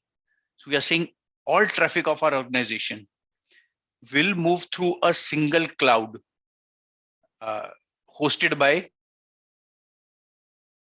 a vendor, and all the traffic will be managed there, will be inspected there, and then it will be outflow or inflow in our organization. So that will definitely going to give us a lot of savings. So this is a very high level of transformation all the organizations are going for.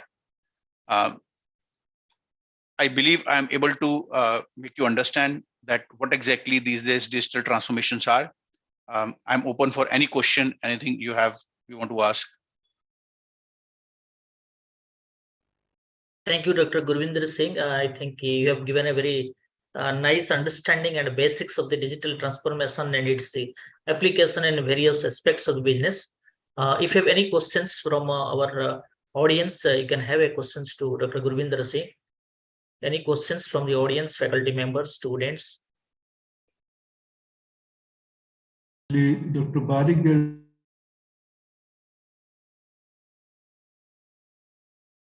Sorry, I'm not able to hear. Sir, there was some problem from your sides. So Dr. Gurvinder Singh would like to respond.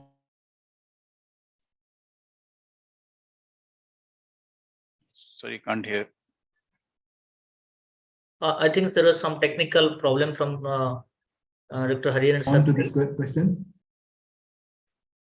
No, sir, your question was not audible, sir. It is given in the chat.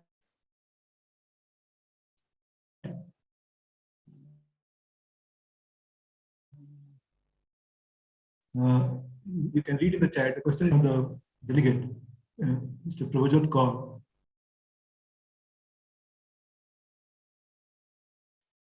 Let me.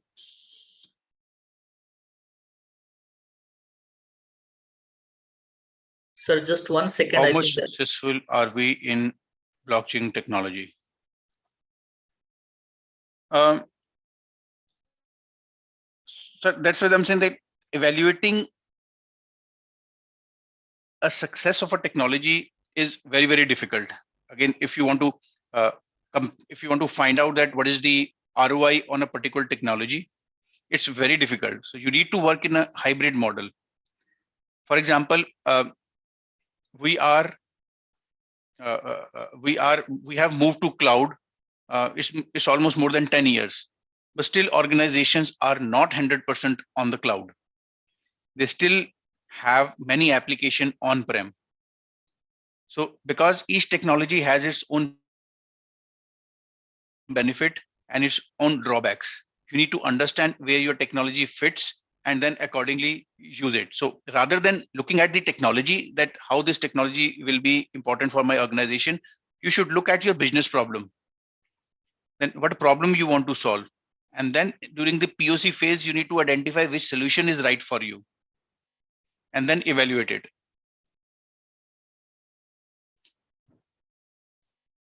Thank you very much, Dr. Gurvinder Singh.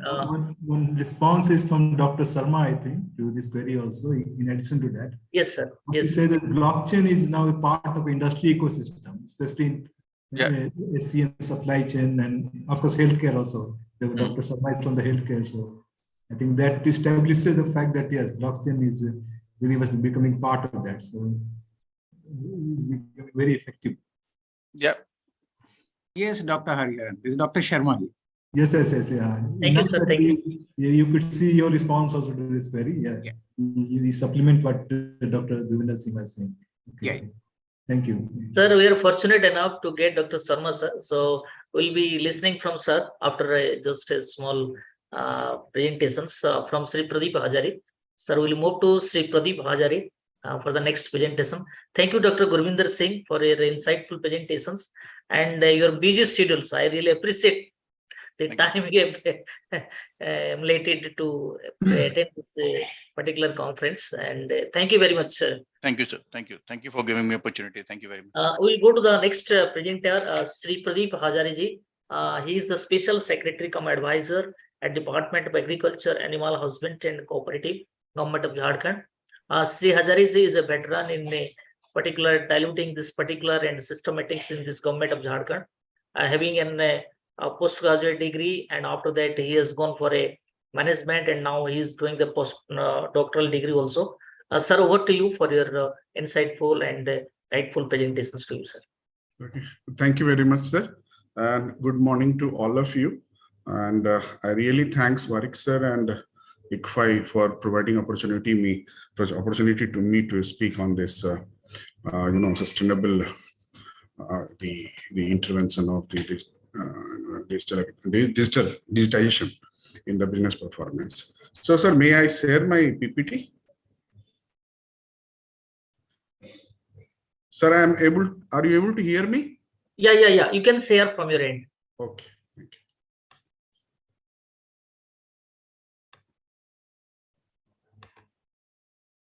you. Is it visible? Yes, it is come. It has come. You can continue.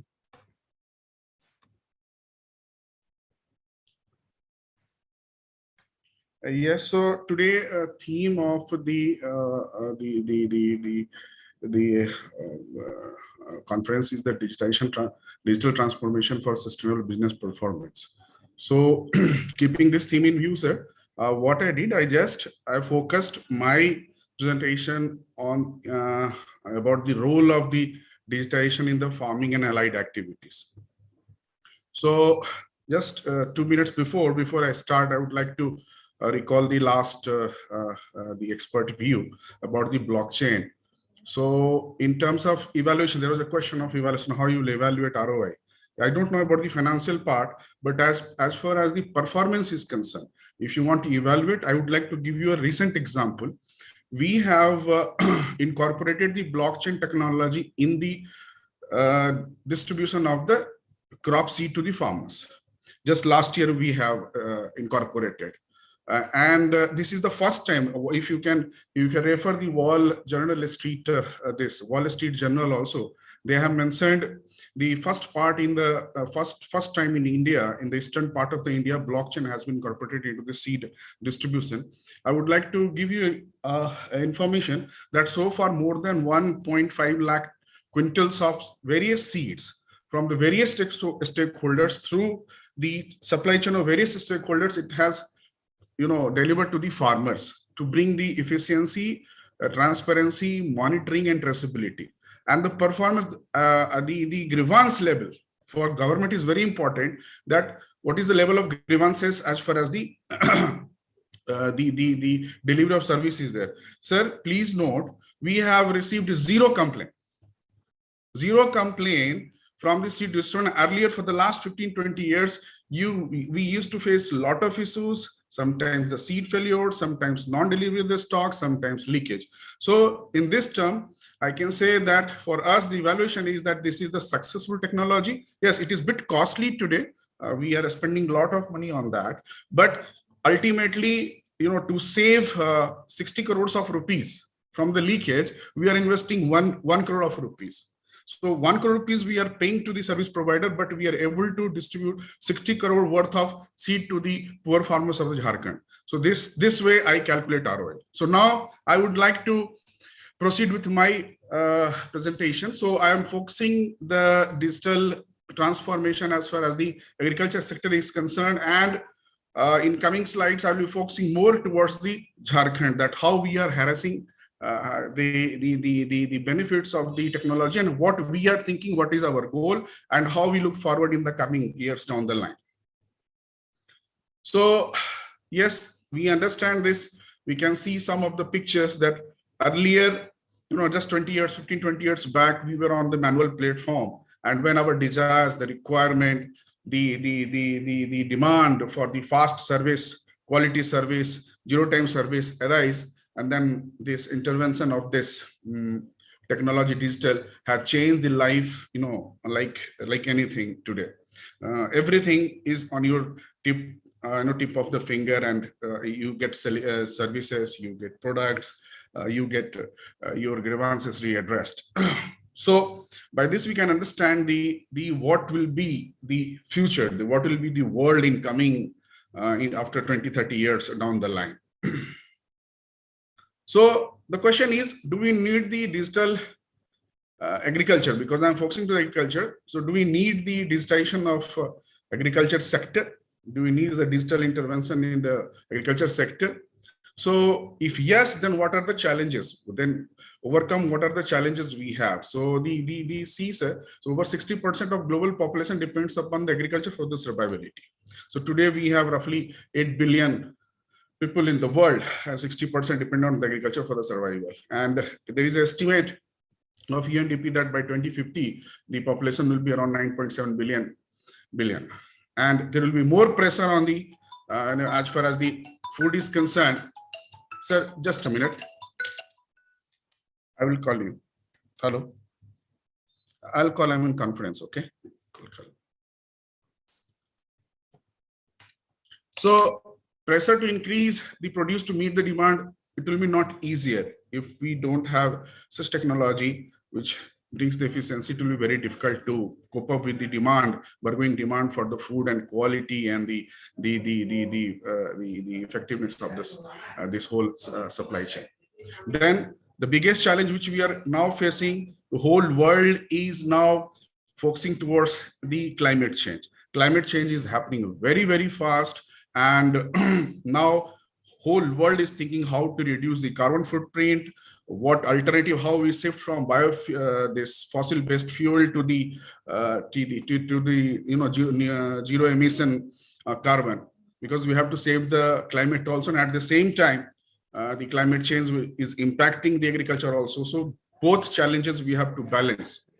And then along with that, yes, obviously the labor cost is increasing, and that is leading to the high cost of production, and then a lot of unpredictability is there in the agriculture sector. So how digital agriculture, how digitization is going to help in coming years down the line as far as the Indian agriculture is concerned.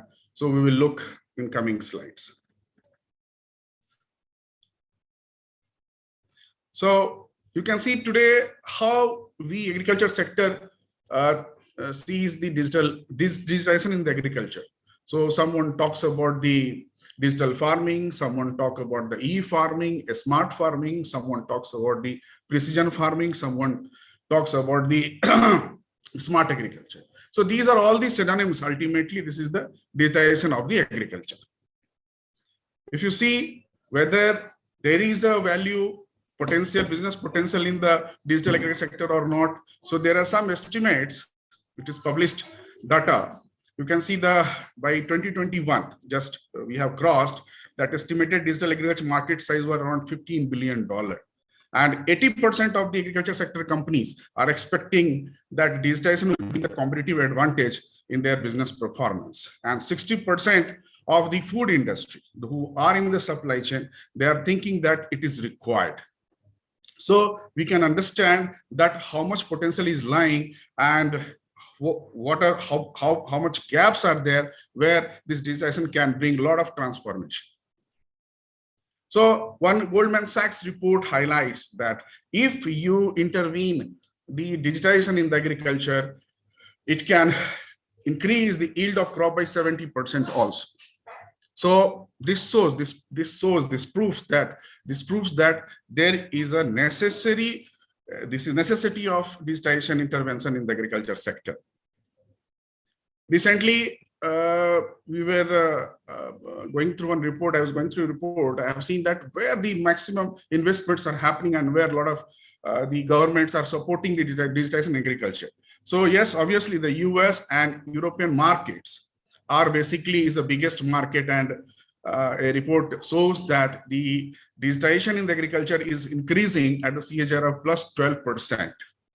So you can see that how much fast growth is there. If you compare to the other businesses, you can check which sector is growing this much fast. Now, where actually in agriculture sector, where actually the digitization digitization is needed to be implemented, and in which sectors actually. So see, two phases are there in agriculture. One, when you talk about agriculture, it is agriculture not in isolation. You have to look about the animal husbandry also. You have to look about the fish production also. You have to look about the dairy also. You have to look about the poultry also. So these all comes under the agriculture and allied sector.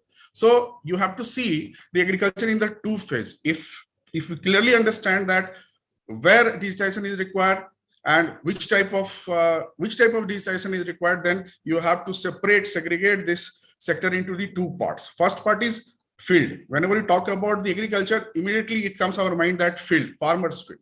So within farm gate, and there is again other part when beyond farm gate is there. So within farm gate, where you require digitization, where the efficiency can be bought. That is, one is the use of chemical fertilizers, water, fuel, then all the inputs which is required in the farm gate. There we need to have a digitization intervention. Second, the quality and quantity improvement. That I was talking about the production and productivity. Third is the risk mitigation. Suppose there is a climate change, suddenly there is no rain, and then it is going to impact the crop production. Then you should have the digital platform which helps you to estimate, forecast the changes in the forecast the risk in the agriculture sector, and accordingly you can plan for that. And then finally, the animal stock management is also very important, where the digitization is needed. And then fish cultivation, then a lot of things are there. If coming about the farm beyond farm gate, we look a lot of things digitization in the beyond farm gate, like in the supply chain, then post-harvest management, then your trading management, agriculture export management, food processing, traceability. In these sectors beyond farm gate, there is an intervention. We can see a lot of digitization in the part, but as far as the farm gate is concerned, still we are nowhere, I can say. We are in the nascent phase. Still we have not started, because the biggest challenge is coming first, the understanding, and second is the cost also, and the adoption process also. Farmers are not so much educated in India who can adopt easily. So at present, you can see in the farm gate sector where technology being used, but at a very little level. One is crop health monitoring in some of the states. Like if you go to Karnataka, they have one portal that is called Fruits. Farmer registration, unique registration platform is there, where everything is digitized, right from the farmer registration to the crop survey to the georeferencing of their plots, and day-to-day happening in the field by the use of mobile app. Second is crop escorting, the field survey, which you say. You have to go to the field and you have to take the snapshot. You have to fill the details of the crop health also. Then yield monitoring and forecast, water irrigation, soil quality, detection of disease, pest and weeds, data platforms. We are using the data platforms of the farmers database, then variable rate application in precision agriculture, like how much quantity we have to use the fertilizer, how much we have to use the water. Then somewhere the drone technology has been introduced for the, particularly for the crop survey, for the chemical fertilizer uses. But these interventions are still at the nascent stage. And this needs to be, strengthened in coming days. The government has to look into that. A lot of investment has to be made, and then accordingly, then government has to make the arrangement that adoption rate should be the faster among the farmers. Now you can see some of the pictures where this digitization intervention is going on. So what I have seen, there are some 4 or 5 major barriers are there. This is already in the literatures also. The first is the connectivity issue. Still in India, the connectivity issue is there. So there we have to look after. Then digital literacy, which I told you, how you will make the farmer to adopt the technology. Then literacy is important. Then cost and investment. Yes, this is not a cheaper technology. It is costlier. Fourth is data sharing. The security issues come. Like just my predecessors, experts told that everything has to be bought into the cloud. But in government sector, a lot of thought process is going on that if we put our data on the cloud, how much it will be secured? So why don't we use our own server? All those things are happening. Then interpretability of the data sets, because in government sector for farmers, the interpretation of the data is very, very, very important. So we should have the separate cell, or I can say the vertical, where the group of experts should sit and they talk about the data analytics, and then they can feed to the policymakers. So these are the 5 areas where the biggest challenge which we are observing. And so now, is there any model which which is enabling, which can enable the business, the digitization in the agriculture sector? Yes, when it is going to give you benefit, it will empower the customer for information and the safety point, and definitely it will bring a new business model for that. Then yes, it will provide the lot of decision making, the precise management and automated action, which can transform the farming very fast, very fast. I will give you some of the examples also where we have used in coming slides. And third is most important, that is supply chain. Supply chain, everything related to value chain, the post-harvest management, the storages, the uses, and everything. So these are the area where a business model is existing. So some of the examples which I have represented over here, which we are using in Jharkhand particularly. Because I would like to share to this platform whether the government is intervening through the digital in agriculture sector or not. So you can see in aquaculture, day by day the water availability, use of water availability is becoming a challenge, and the demand for fish is increasing, and the productivity of the open pond is very less. So some of the technology has been developed by the fisheries scientists. One of his RAS fish production, that is called recirculatory aquaculture system fish production. It is a captive production. You don't need to have a pond. You should have the setup. You can create artificial pond in your garden, and then you can produce. And production goes up to five times also. So in this sector, it is completely automated. In the Ranchi, nearby in Ranchi only, in ACS, the biggest RAS aquaculture system has been established of 10.5 lakh liters, which is completely automated. And the water, once you put the water over there, the loss of water is hardly 5% in a year. But it needs to be backed up with the sensors. Everything should be automated. And it is giving a fantastic result to the government of Jharkhand, and a lot of entrepreneurs are coming. So I will give you the impact also in the coming slide. Second is seed distribution. Just I told about you the use of the blockchain technology, how it has benefited the whole value system of in the government sector to stop the leakage. Our objective was to stop the leakage, and that blockchain has helped us.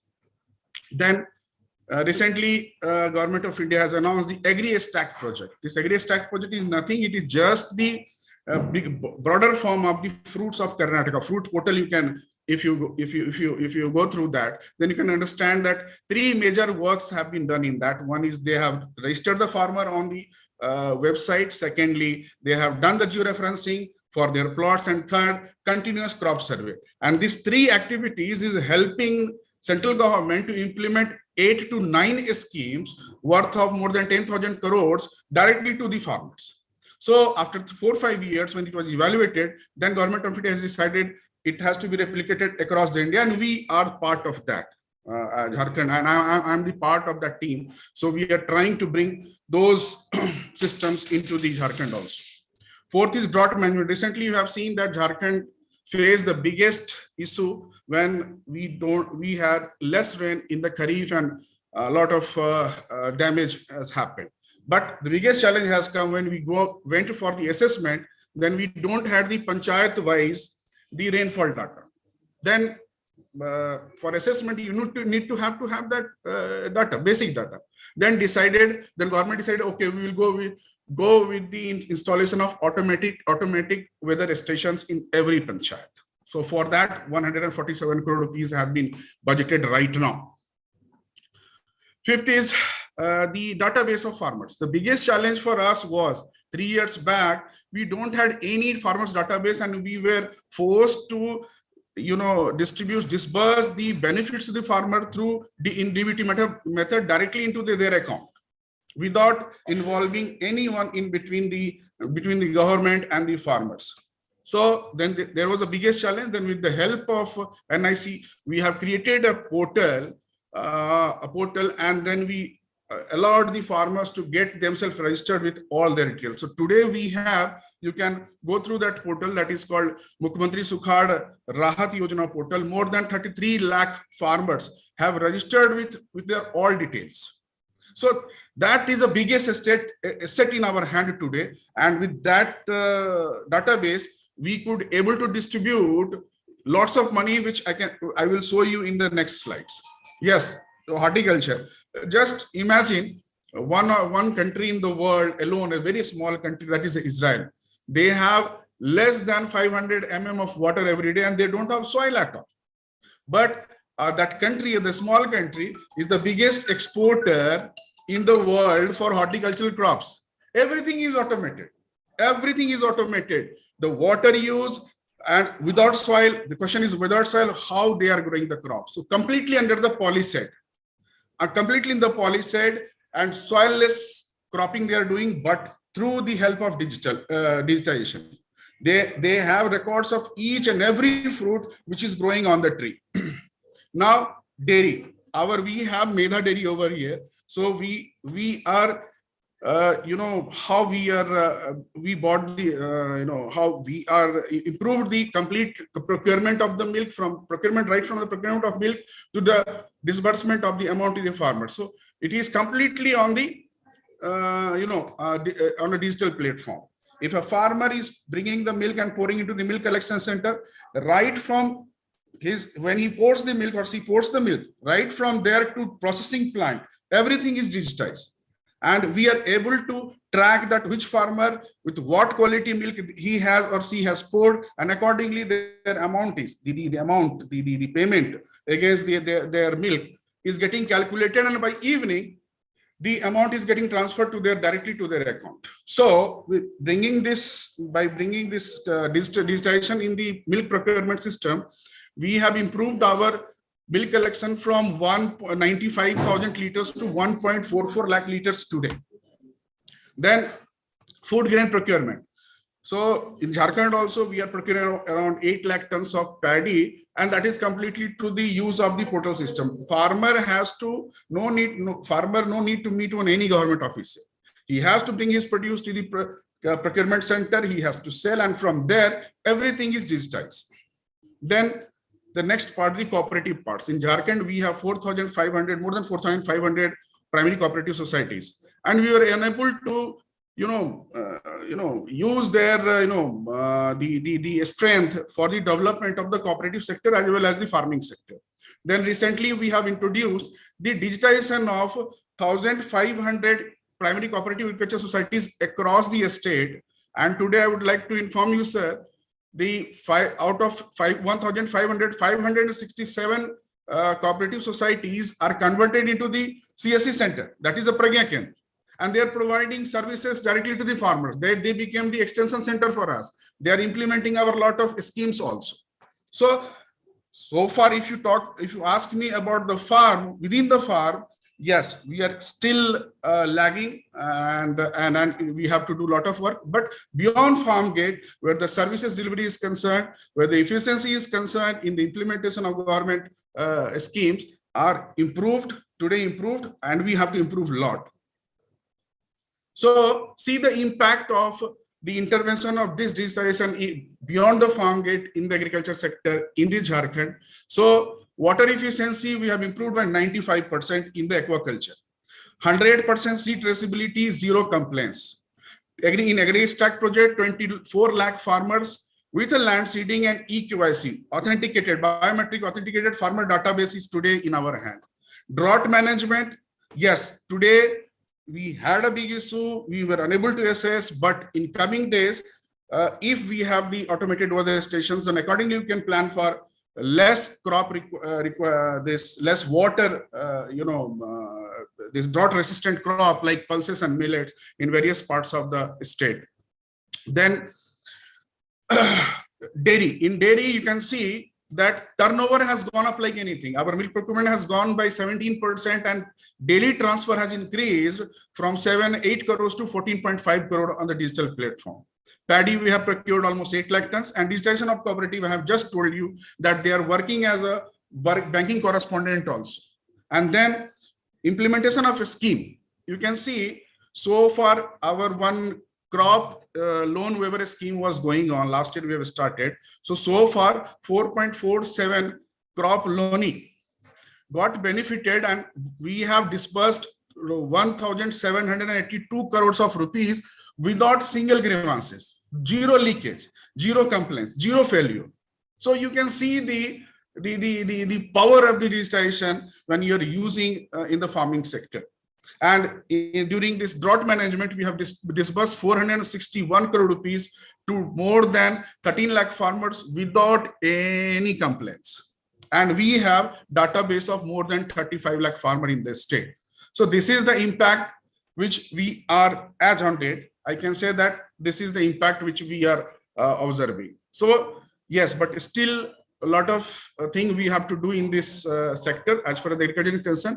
Research and development. The biggest challenge for government and who is going to adopt, he looks for the low cost sustainable innovations. So I would like to appeal the digital the industry that they should come for the low cost innovations and customize, so that can be slowly it can be intervene and given to the farmers at the farm gate, and and slowly they can adopt. Then a startup support should be there. So we have started one scheme also where a startup are being supported with some of the funds if they are coming with such ideas. Then skill and education, yes, it is required. The whole government system has to be educated first. Myself has to be educated that why it is important, how you are going to use this for the benefit of the farmers. And moreover, the government has to think in the digital mode. You should have the proper vision, mission and objectives, then only it can be implemented. And thanks God, the government of India 6 years back itself, they came with the beautiful document by the the Department of IT in government of India. So they have developed a document for the intervention of digitization in as far as the government sector is concerned. So you can see this is the vision, mission and objective of the IT Ministry of Government of India to bring the intervention of digitization in the government sector. So finally, I would like to summarize that when we have tested the benefit of the digitization in the last 3-4 years, only the challenge which I had being a senior bureaucrat, that I had to, it took a lot of time to make my bosses, the policy makers, the authorities to understand that technology is, if you think about only the security issue, then you can't go ahead. So you have to adopt first, implement it, and then challenges come, then accordingly you can improve on, because it's a dynamic process, it goes on. But once it is established, the system is established, platform is established, you see, sir, there is no grievances. So 35 lakh farmers today, they are not putting their grievances on the portal that I have not received the money and government has not delivered the services. So this is from my side, sir. Thank you very much. Thank you, Sri Pradeep Hajariji. It was really a nice presentation from your end. I think you have covered the entire prospects, the problems and the challenges the government of Jharkhand is going on. And any questions from the participants to Sri Hajariji? He is a veteran in agriculture and agriculture related allied business. Any questions from the audience?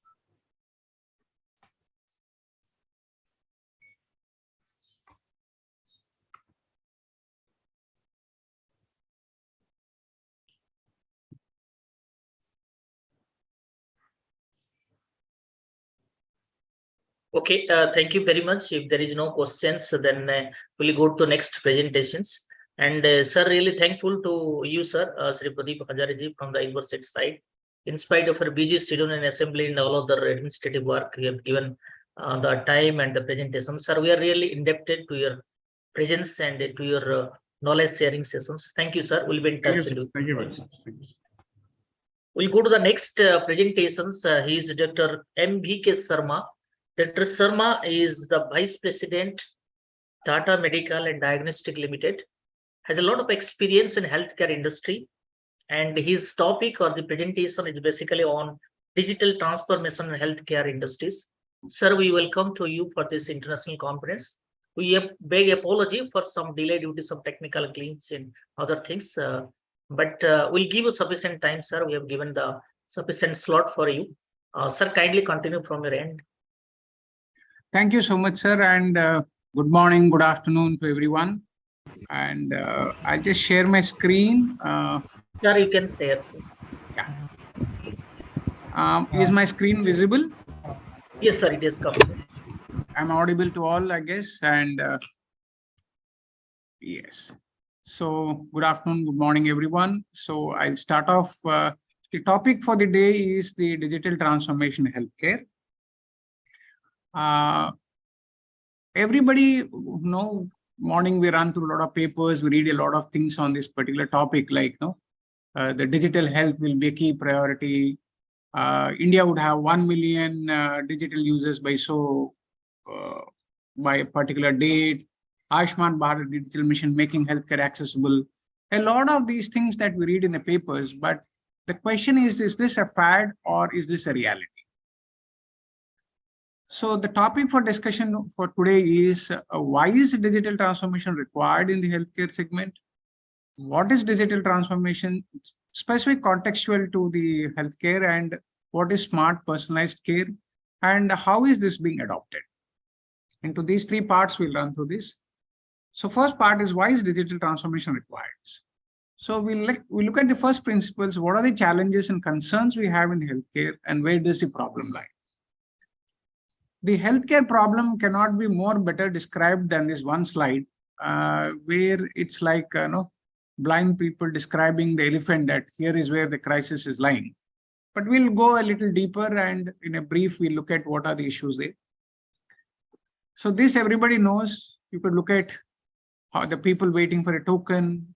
Here is a patient who's about 14 years old, a cancer patient from Bihar, waiting at AIIMS Medical Institute, Delhi, for several days to get an appointment. This is the kind of a scenario for registration. And here is where typically these expenditures are pretty high when you go there. When you go into a private hospital, the first thing they look at is that your ability to pay. Then, of course, the queue for beds and medicines, the queue for doctors, etc. And this is a scenario not just in India, but it's there everywhere also. For example, the medical mistakes may kill enough people to fill about 21 jumbo jets. That's a state in the US. There's a lack of accountability, there's a poor core coordination, the deficiency in clinical information systems, the misalignment of payments, and 25% of all patients harmed by medical mistakes. And this is the kind of a scenario which is there in the advanced country like the US also. And if you look at the total healthcare costs, if you look at the fraud, runs to about $75 billion. And these are all the various breakups that is there, the prevention failures, inflated failures, etc. and all. So that's a scenario even in the most advanced countries like, and India is no exception being a developing country. Now, where does the problem lie? The problem lies, one is the inverse care. That is, people with most means whose need for healthcare are often less consume the most healthcare, whereas those with the least means and greatest health problem consume the least. Then a next important problem is because of lack of social protection and the payment for care is largely out-of-pocket expense. We find that a lot of people are pushed into poverty because of the payments of healthcare. Over 100 million people annually fall into poverty because they have to pay for the healthcare. The fragmenting and fragmented care. Today we have specialties, super specialties, etc., which actually are missing the holistic approach to individuals and families. Then the unsafe care, poor system design that is unable to ensure safety and hygiene standards are leading to high hospitalized acquired infections also. The misdirected care, the resource allocation clusters is happening around curative care services, neglecting the potential for primary prevention and healthcare promotion. Continuing further, if you look at from a systems theory point of view for the study, you would look at the success of any system depends upon the ability to decompose the elements, and there is someone or some entity having the authority and resources to design the system. And most of the industries today we see, like could be the automobile industry, the manufacturing, airlines all fall into this category. But unfortunately, the above traditional approach has not been successful in healthcare. Many components of the overall system operate as independent agencies, and healthcare reveals itself to a largely collection of individuals and clinicians. And there is no evidence of systemness in this. So that's a reason today, for example, take an A320 airliner, which got so much of, it's got about more than 30 lakh odd components that is there as a part of the aircraft. We still don't have a system that so-and-so is a great pilot or like that. But still, in the healthcare industry, we still have so-and-so is the best doctor, so-and-so is the best surgeon, etc. So I still call the healthcare industry as a cottage industry. And not all system design and management problems can be addressed through this hierarchical decomposition. And one of them is the complex adaptive systems. So in the healthcare is actually is not delivered. There's no single system. There's multiple stakeholders there. You got private, public hospitals, the pharma companies, the patients, investor charities, and government regulators, and all technology providers. So there's no single industry participant who has got all the assets required to solve the problems. So that's the reason why we call healthcare problems are called as wicked problems, where incentives are often misaligned that require collaborative approaches to be solved. So the question we have today in front of us is, how do we solve this? And the answer we see is that the digital transformation does have enormous potential to solve some of the problems in this particular segment. So continuing next, what is digital transformation? The second part. So we have all heard of this. We are now in industry 4.0. We have run through 3 industrial revolutions. The one started off with the mechanization and steam. The second was the mass production of assembly lines and electrical energy. Industry 3.0 was automation, computers and all. But today we talk of cyber physical system, Internet of Things, and smart things actually. And there have been a plethora of technologies that have come there, like 3D printing, 5G, artificial intelligence, augmented reality, automated guided vehicles, blockchain, cloud, cobots, cybersecurity, digital twins, drones, edge computing. These are some of the technologies that are actually driving the digital transformation. So one of the important drivers, we have 2 drivers of digital transformation. One of them is the technology advancements. And the second very important thing is the fundamental nature in which the business is changing. There is a change because of the digitization, ubiquitous connectivity and globalization. And today, if you notice, we have moved away from products to solutions to experiences. So today, what the customer is buying, if you look at it initially, we used to buy products. The features and specifications were the key things. Price was the important focus and all. Then came an era between the 80s and 20s where the solutions were sold. But today, what we're essentially buying at any point of time is the experiences, the personalized, speed, and outcome-focused experiences. I will just get into a little deeper into what I'm talking about. Take a simple case of seeing a movie. So one can see a movie using a simple CD, which is about costing not more than 10 to 15 of rupees. You can see the same movie in a theater, or you can see the same movie in IMAX. So you would see that with enhanced experience, you also have an increased price point, and that is how the value is being delivered. Take another example of coffee. So one could have a coffee on the roadside, which costs about 10 to 15 rupees. You could also have a meal in a hotel, but you have very specialized centers today called Starbucks and all, which offer you coffee around, which is about 150 to 250 rupees. So what they're essentially selling is an experience. So let's see how Starbucks sells. I'll run through a small video for you people.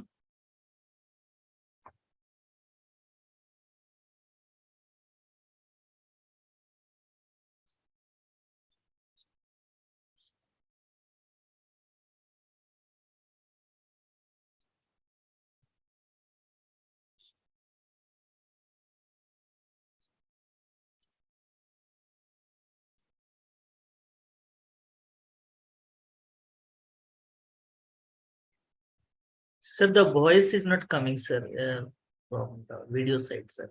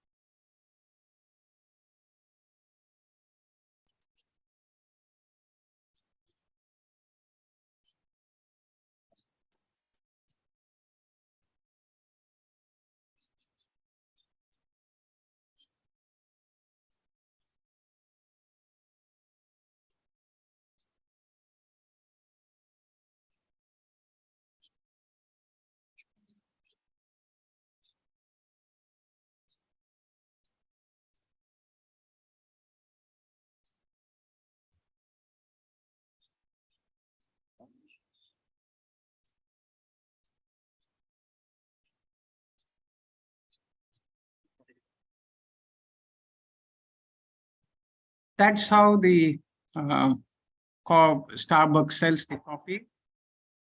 The second thing is, let's look at the personalized experience again. Initially, during the 1930s, we had the 4T model of the car, which is a customer can have any color as long as painted black. So we have come far away from there, where you can personalize your car to whatever way you want today, which all of us are aware. So let me run through another particular example is in the terms of you could personalize your shoes. There are institutions like Tutor Vista, where you can people can actually tailor the courses that they want to take at what point of time with what kind of teachers and all. There's another very nice company called Crushpad Wines, where you can actually personalize the wines there, and also the personalized cars. So let's take further how this experience works with another video.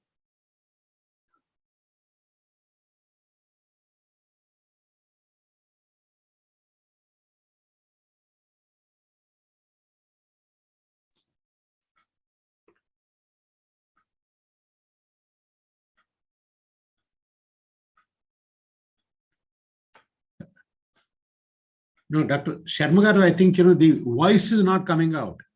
Maybe I think you may have to increase the voice.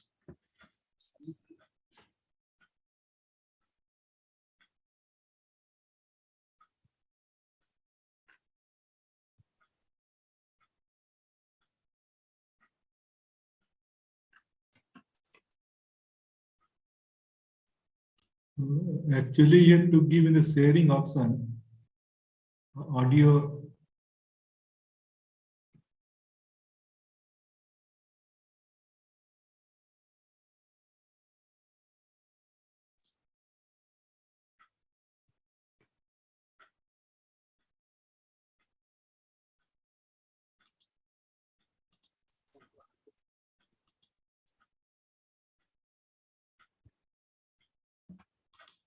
So how was this airlines about 15 years earlier? So we see another video.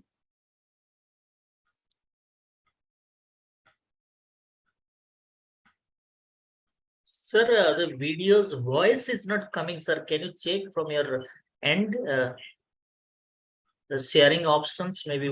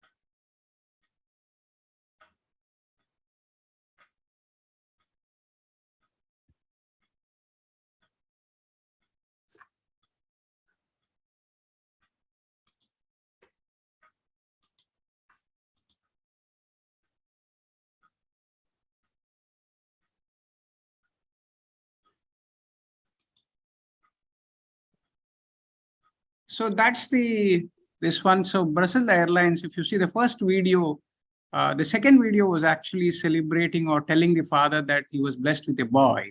The second one, after 15 years, when the person, Mr. Smith, comes with his boy, the airlines again responds wishing him a happy birthday. So that's a kind of personalized experiences that people go through. The question we have is it possible for the healthcare industry to provide experiences like Starbucks and Brussels Airlines? So here is where digital transformation is coming. I think we heard a lot of definitions on this. So digital transformation in healthcare is making use of latest technologies, methodologies, and process to deliver sustainable value to patients, healthcare professionals, and healthcare organizations. So what we're basically talking about is transforming how we access care, how we pay for the care, and how we experience the care. So the lot of digital health applications today, they are coming up on the health information like digitalized records, diagnostic dashboards, knowledge generation using AI/MLs, knowledge integrators. We've got personal health devices, we've got telemedicine, diagnostics, imaging, pharmaceuticals, implantable devices, surgical, personalized therapeutics, geospatial and environmental for sensors and exposure, etc. So all these digital experiences are what are driving personalized healthcare. So if you look at the personalized, we had at the past where one size fits all the drugs, it's just one Dolo 650 or one thing that fits all. Then we're today looking at targeted medicines, and into the future, we would be moving to something called as individualized treatments. So how it works is there's a risk assessment gen, there's a genetic testing to reveal the predisposition to a disease. There's a prevention in terms of behavior and lifestyle treatment intervention to prevent the disease. Early detection of a disease at the molecular level when treatment can be most effective. The diagnosis where accurate diagnosis enable effective and individualized treatment strategies being developed. Then targeted treatments to improve outcomes and reduce side effects, and then actively monitoring. So this is a kind of future of healthcare that we're likely to see. So which you're calling as a smart personalized healthcare. The key economic drivers for these are, of course, the social economic forces where the care will continue to even larger share of GDP as obesity and NCD diseases are growing up. There's a capital deficiency that is going to come because the money is a key investments in the healthcare segment. Of course, technologies are driving a lot of things that is there in healthcare. The customer engagement, the consumer acceptance of smart devices to receive care will reshape how the care delivery is going to happen. Of course, all of us know there's a lot of workforce shortages that are there in this industry. So all these will actually drive what is called as a smart personalized care.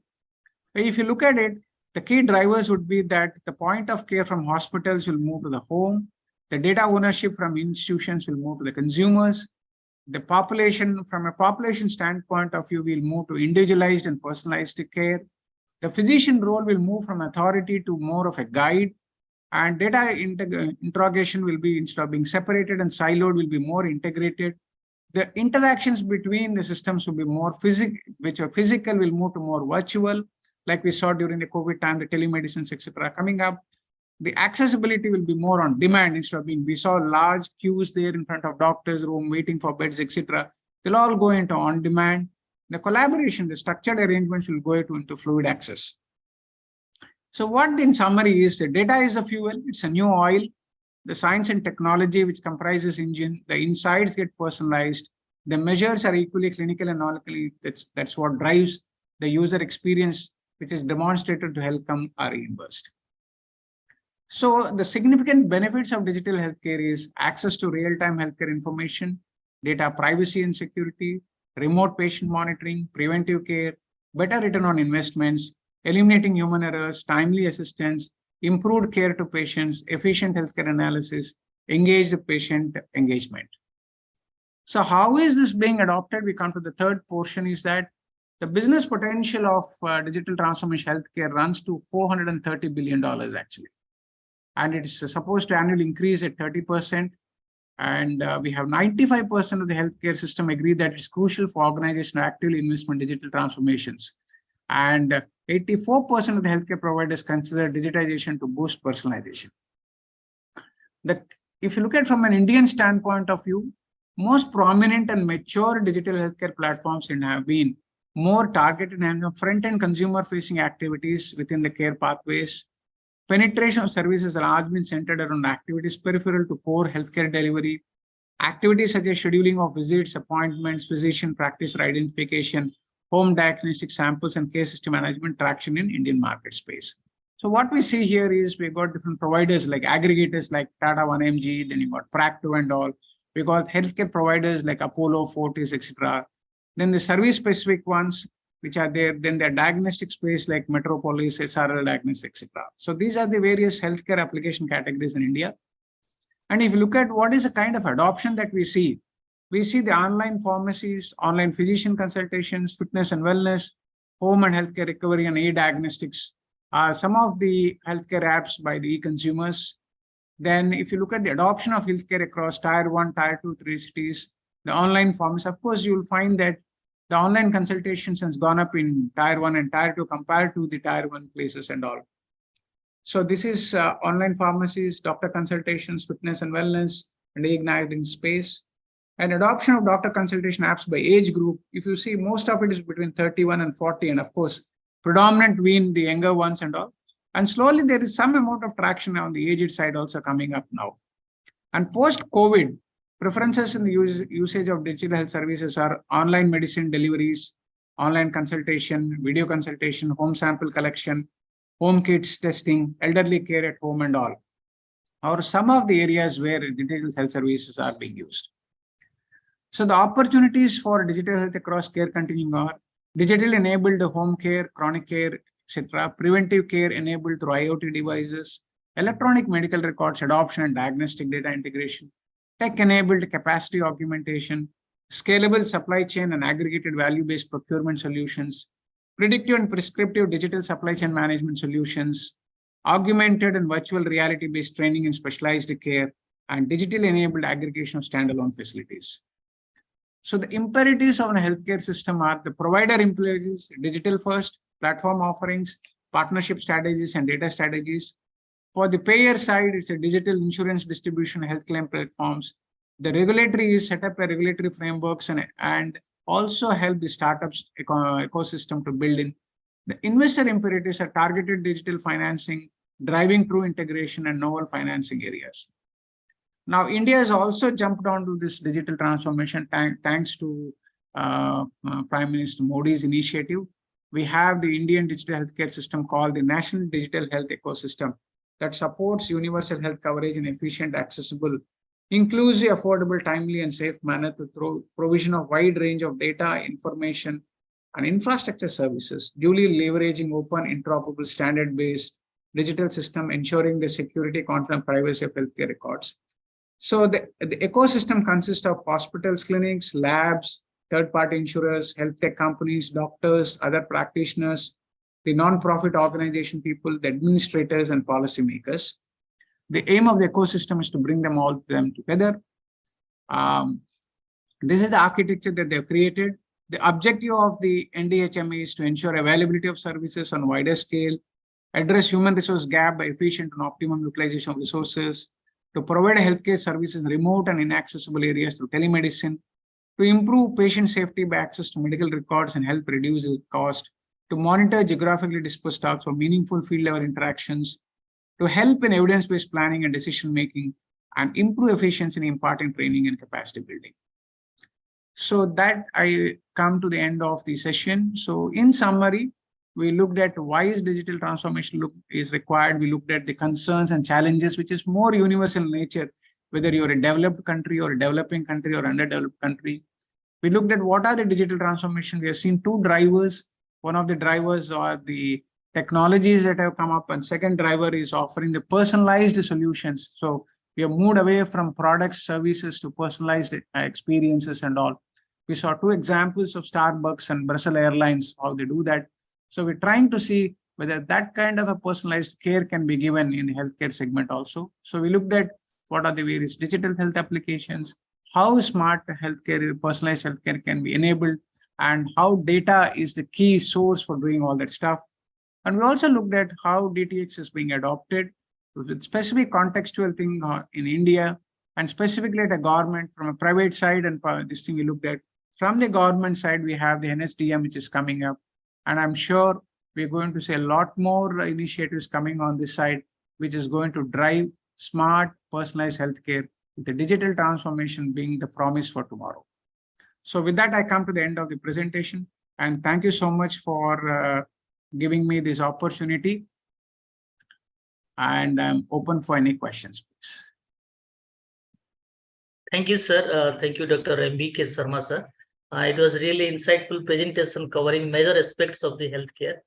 I request the audience some questions to Dr. M.B.K. Sharma. Any questions from the audience, from the students, academicians, practitioners, those who have joined?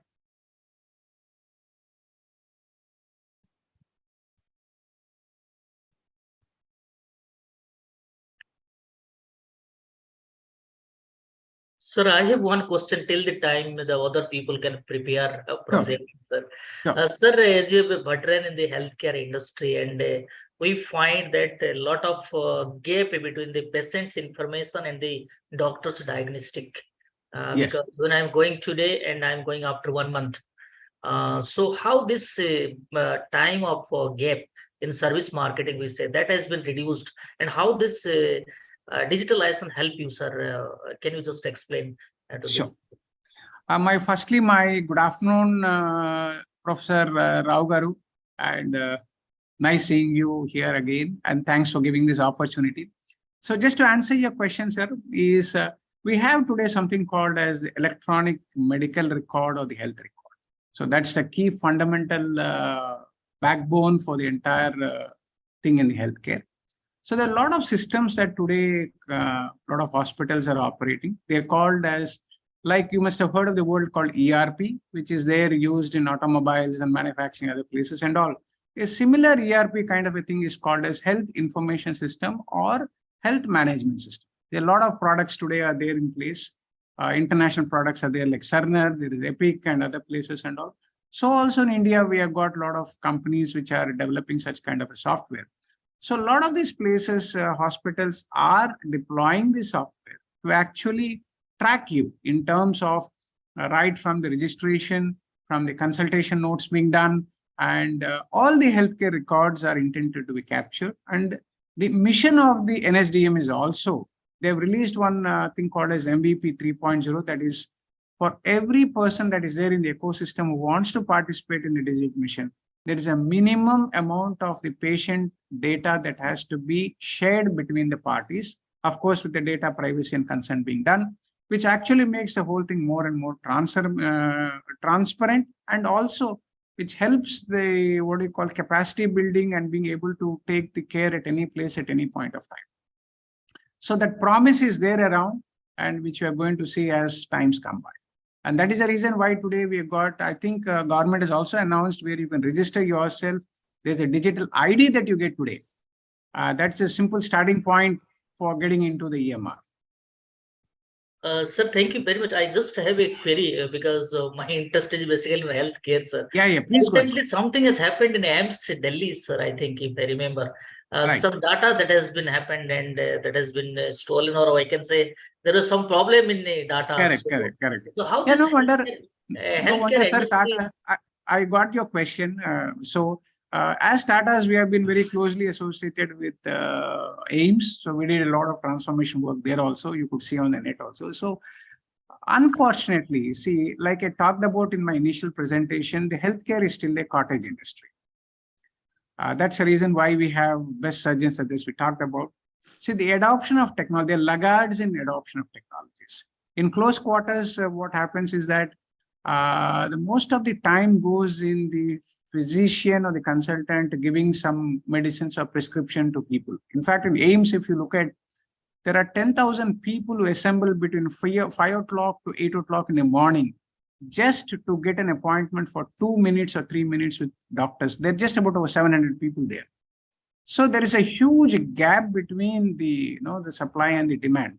So what happened there is that this particular AIMS has a very, very, very old legacy system that is there.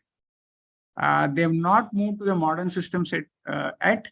So these systems are extremely vulnerable. So you could have anybody go and hack them out, and that's what has really happened. So the point is today we need to move into the newer systems, which slowly they're doing. It requires a lot of money. It requires a lot of perseverance. It requires somebody to push from the top and all. So that's the reason why many of the government institutions which still run on old legacy systems and other things will still have a problem. But you walk into any private hospital like Apollo's, Mayotte, everything, many of these things you wouldn't see because your records are all kept intact in the system, just extremely modernized. And I have the pleasure of actually doing a complete digital transformation exercise for Apollo's. So you have a wonderful Apollo 24/7 app, everything is there. I'm not selling Apollo, but I'm saying the private partners, the private players are taken a forefront in terms of adopting technology. Thank you I very hope much, I did answer my question. Sir, I got it, sir. Not exactly, sir, but I got the essence of how this and all these things are that is there. Any other questions from the audience? Please. And also, sir, doctor, the problem of healthcare is not unique to India.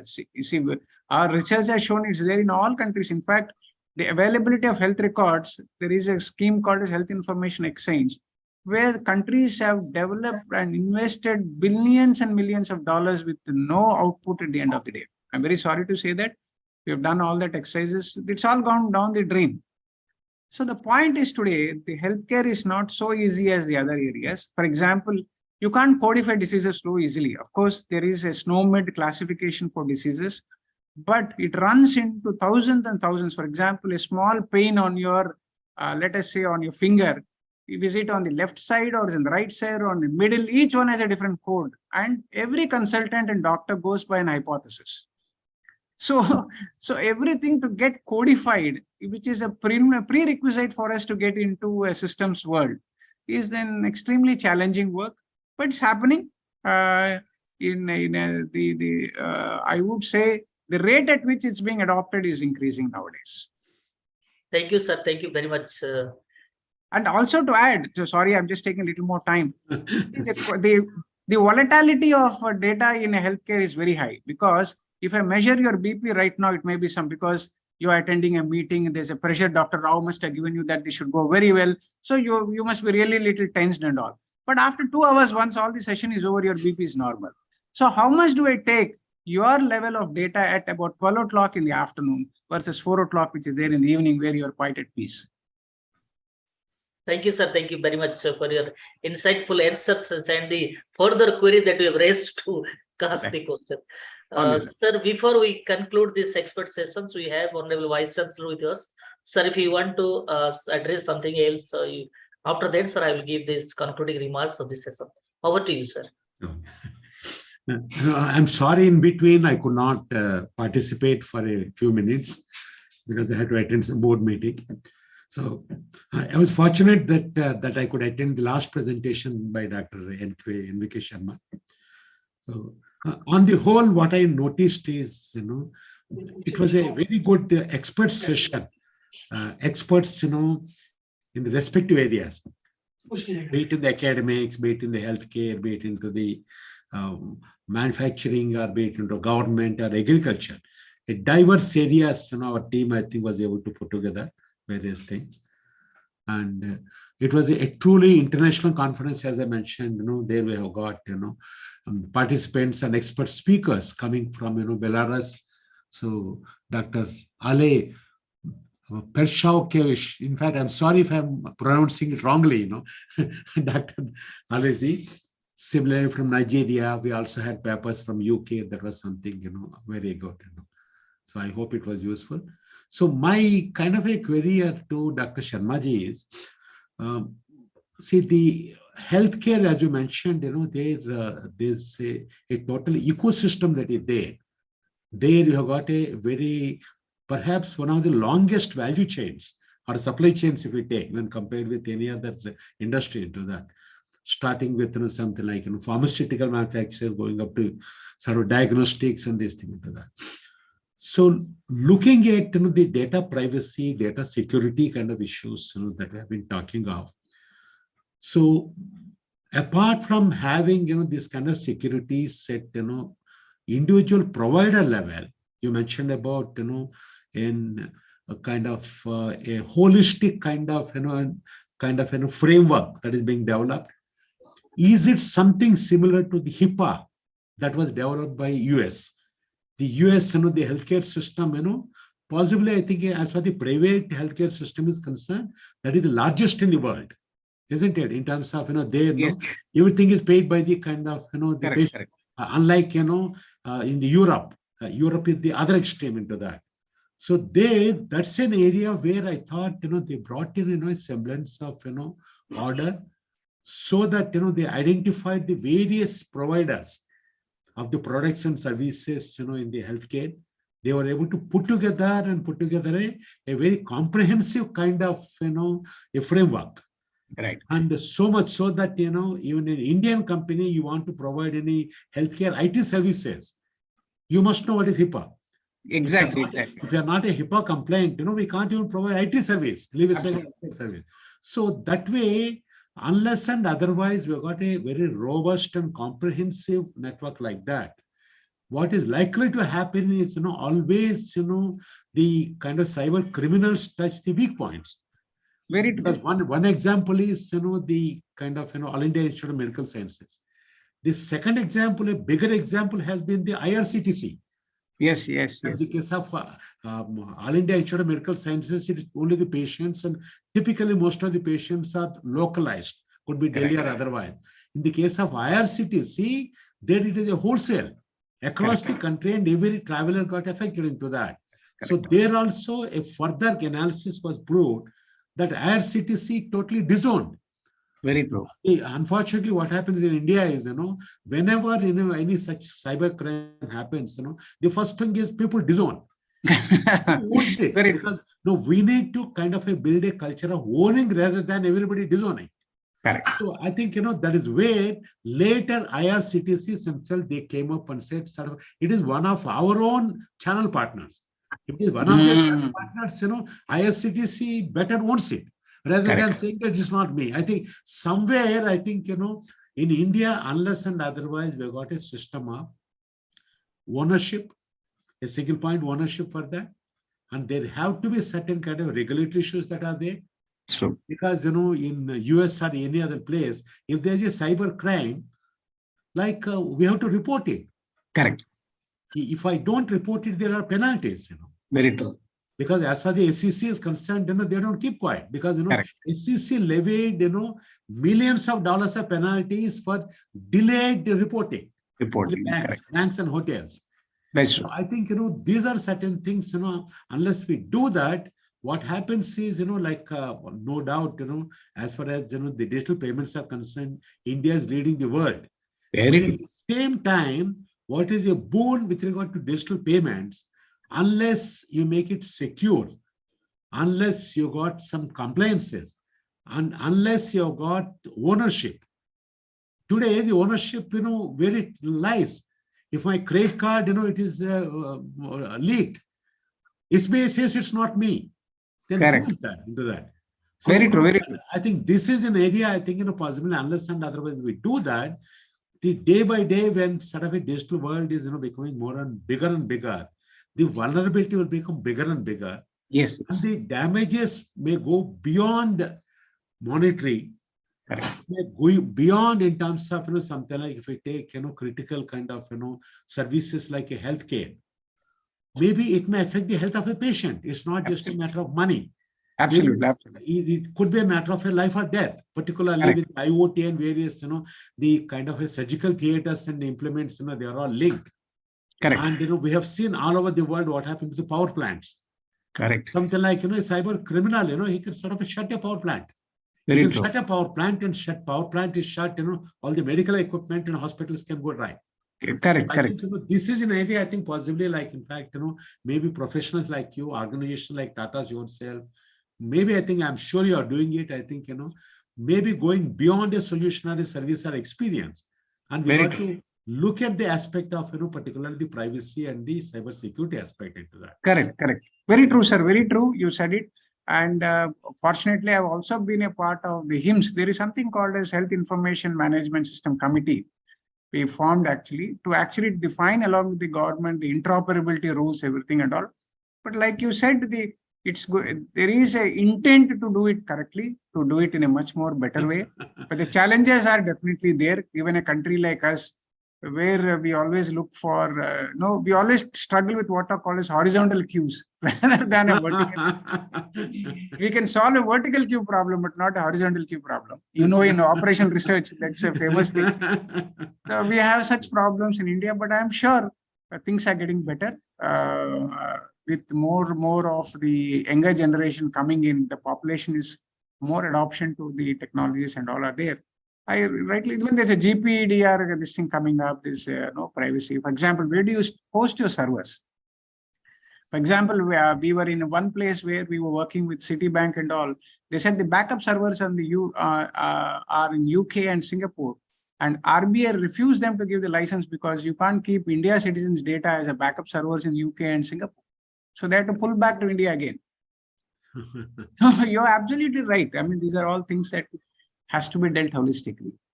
And really, thanks for that insight. I think thank you very much, and we look forward to any views and comments or questions. Sure. So, any of our overseas speakers, any comments that you would like to have? So, Dr. Gabriela Udeji, and very patiently she has been sitting, right from early in the morning.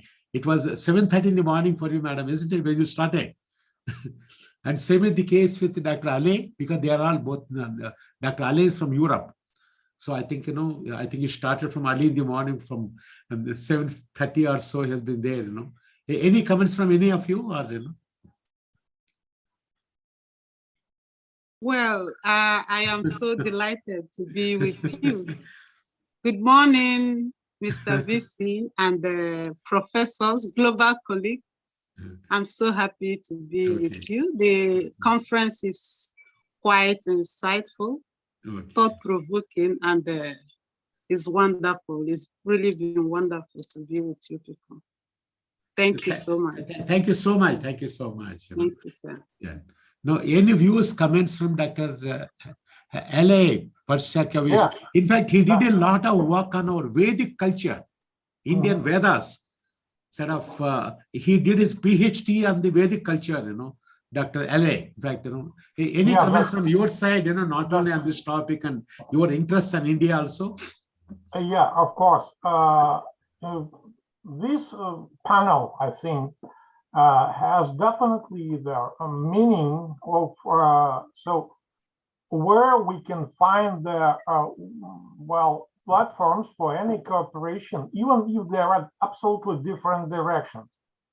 I mean that, of course, digital things are presenting everywhere, definitely.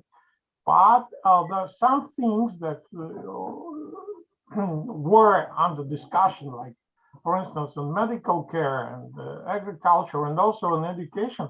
This is the problem of the management of the resources we have, in fact. In many cases, that's not only the question of how we balance the demands and their proposals, and if we can spend money or we can earn money, whatever it is. But the question is which priority we can find and which priority we can choose, and for which reason? What kind of achievement do we really want to get? Well, for instance, for what I have had from here, when we're talking about the digital transformation somewhere, we definitely should understand that it's gonna be the changes in the Irish politics anywhere. Well, the different personnel we need for this. There are different infrastructure when we are involving these digital things. Well, we need to expect what kind of things should be changed regarding the personal participation of human participation in this process. As one thing is the person-to-person connection, like it's the guys from Brussels or whatever air company proposed. They can arrange it as it was. The general performance despite of the security. The picture is fine, but the question is whether we can do it really. We can really do it. What we can do, and what is possible. What is really possible.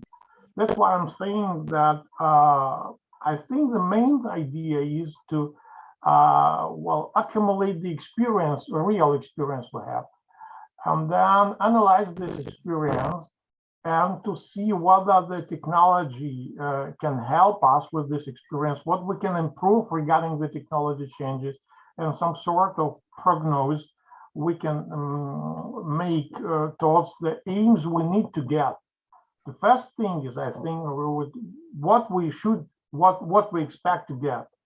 And then the question is whether the people we have can be regarded as the necessary. If we need the different infrastructure to achieve this aim, whatever the digital things are, if we need the transformation of human activity inside this, if we need more specific personnel to get it, we need to count it every time we are talking about the digital transformation.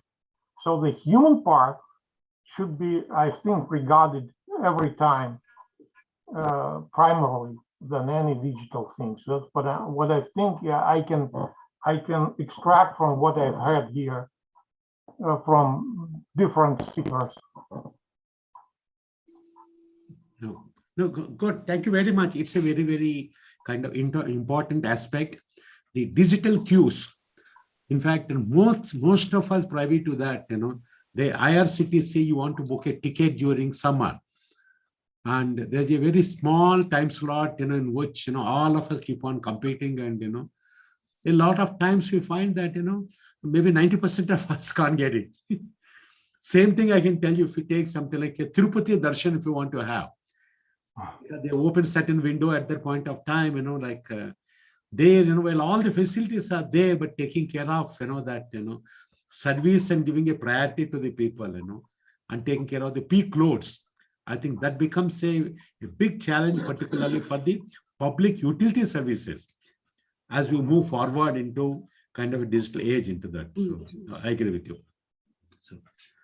So any other comments, anything you just see? Otherwise, I think, maybe you may like to sort of close it, Dr. Barik. Any other comments, any other questions from anybody else? Our own faculty members, our students.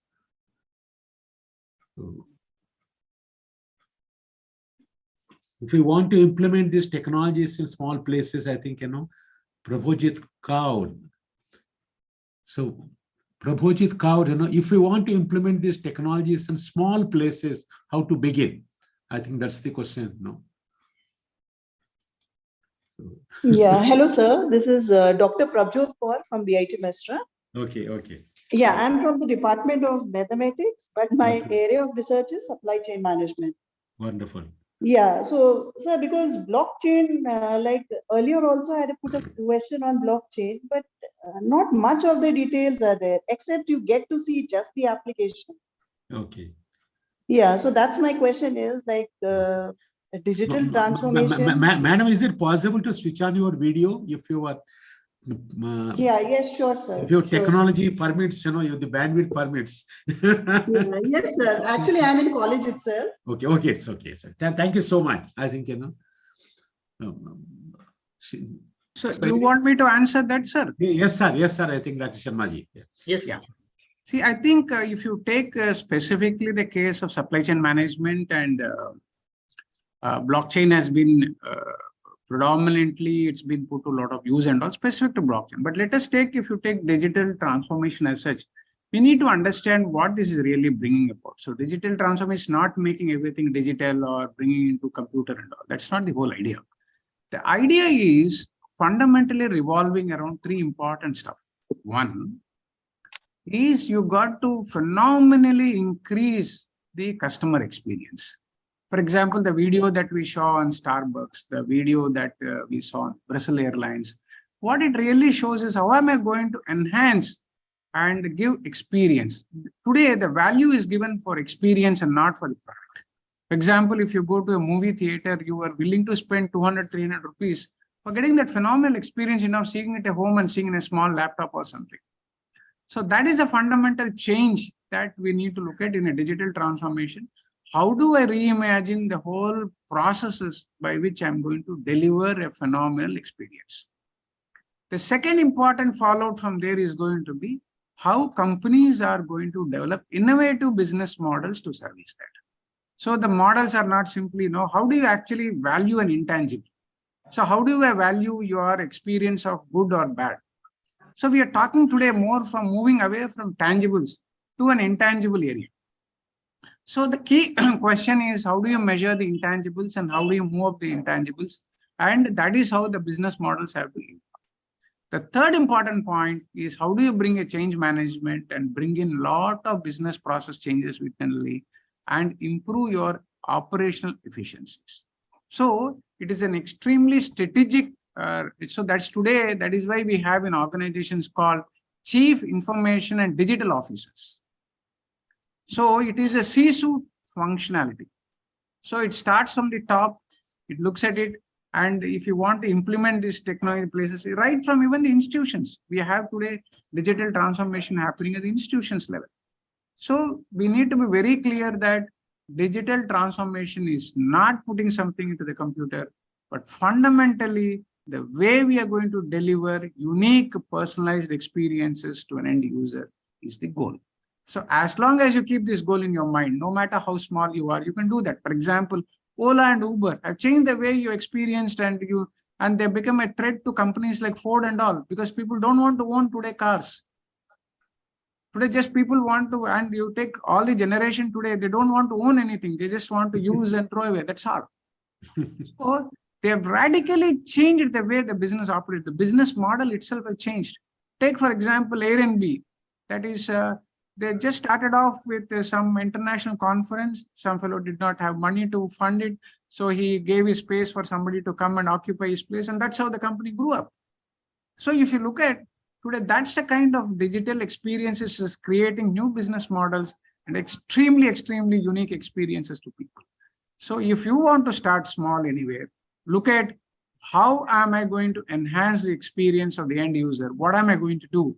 And that's a starting point for you to work from it. I hope I did answer the question. And yeah, thank you, sir.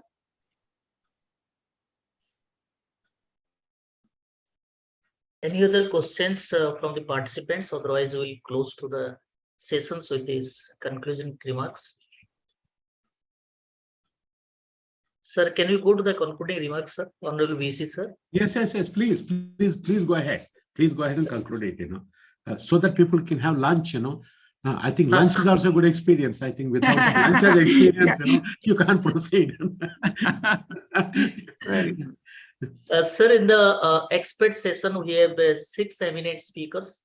The first speaker, Dr. Fride, would give from Nigeria, where he has given the importance of the digital transformation, how that has changed in Nigerian context. He has given the importance of the various 10 guiding principles of digital transformations, and he has explained that how that has happened in Nigeria. The second speaker is Dr. Chimenji Gabriela from Nigeria, She has explained the importance of human resource management in the context of digital transformation. Yes, she has agreed that there is a set of mindset from the people. Unless and otherwise the people are ready, you cannot have a success in digital transformations. She narrated that it may be easy for the Western countries, but the developing and developed countries, people may face a lot of challenges. The next speaker was Dr. Ale from Belarus, faculty of Belarusian State University. Dr. Ale has given a very beautiful picture from the history and the culture. He has explained the various type of teaching process, both horizontal and vertical teaching process.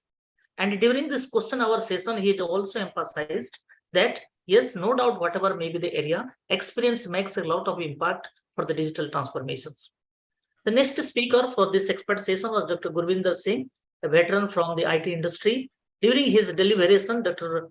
Singh has explained that there are various types of benefits for the digital transformation, but he shows that, and he warned and cautioned that there should be a return of investment. Whatever we are doing in the business, we must be very careful. He also emphasized that there is antivirus technology and there is a similarity and correlation between the digital transformations. During his deliberations and presentations, Dr. Singh has told that there are various types of stages of digital transformations which it passes. It is not a one-day activity. It needs a lot of time and there is a certain stages to complete. The next speaker is Sri Pradeep Hazareji, Special Secretary from Government of Jharkhand. His experience in the area of agriculture and agribusiness activity has given impetus ideas to the digital transformation. While he was presenting the entire session, he has given the importance on the blockchain, how that has made the revolutionary step in the state of Jharkhand. And the government of Jharkhand has in very crucial roles and shown interest to enlarge this digitalizations to the different areas of agriculture, animal husbandry, fishery, and all these areas. The last speaker for the expert sessions was Dr. MBK Sharma. Sir has explained very clearly the different aspects of the healthcare industry. During his question and answer session, he has also explained the challenges that the healthcare industry is facing. No doubt, it is a very large segment, but we can also do the digital transformation. And he also admitted during his presentation, there are a lot of challenges has been there and people are facing, but still there is a scope to go for digitalization.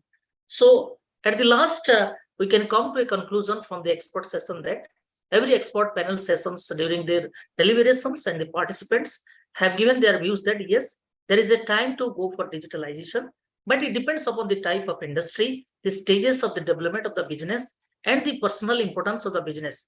So from the Sikfa University Jharkhand, I, Dr. Bhagwat Barik, Assistant Dean, heartily thanks to all these participants from across the globes who have spent their valuable time to join the expert sessions. We are also thankful to Professor and Dr. Hariharan sir, Dr. Subir sir, Dr. Satyendra sir, and Honorable Vice Chancellor sir, in spite of his busy schedule, has also joined with us and given and share his views.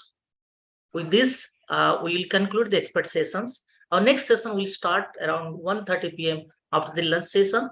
So we will close the session. Before we closing the session, I request all this audience to please switch on your video to keep a memory for all of us.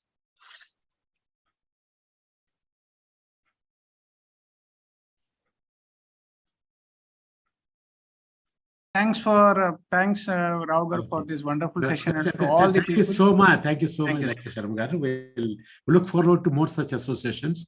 Thank you. Always. Thank you so much. Have a great, wonderful afternoon. And thank you so much. Thank you so much. So I think give a second. I think maybe by the time some more people will switch on, they'll take one screenshot, because now, instead of photographs, they have become the screenshots. Yeah. We are in the digital age of. Okay. Very good. So thank you so much to all of you, and have a nice lunch and join back after the lunch. Thank you. Bye. Thank you, all of you. We will meet again at 1:30 with the same Zoom link, and we expect that everybody should be in good health within this uncertain world. Thank you very much.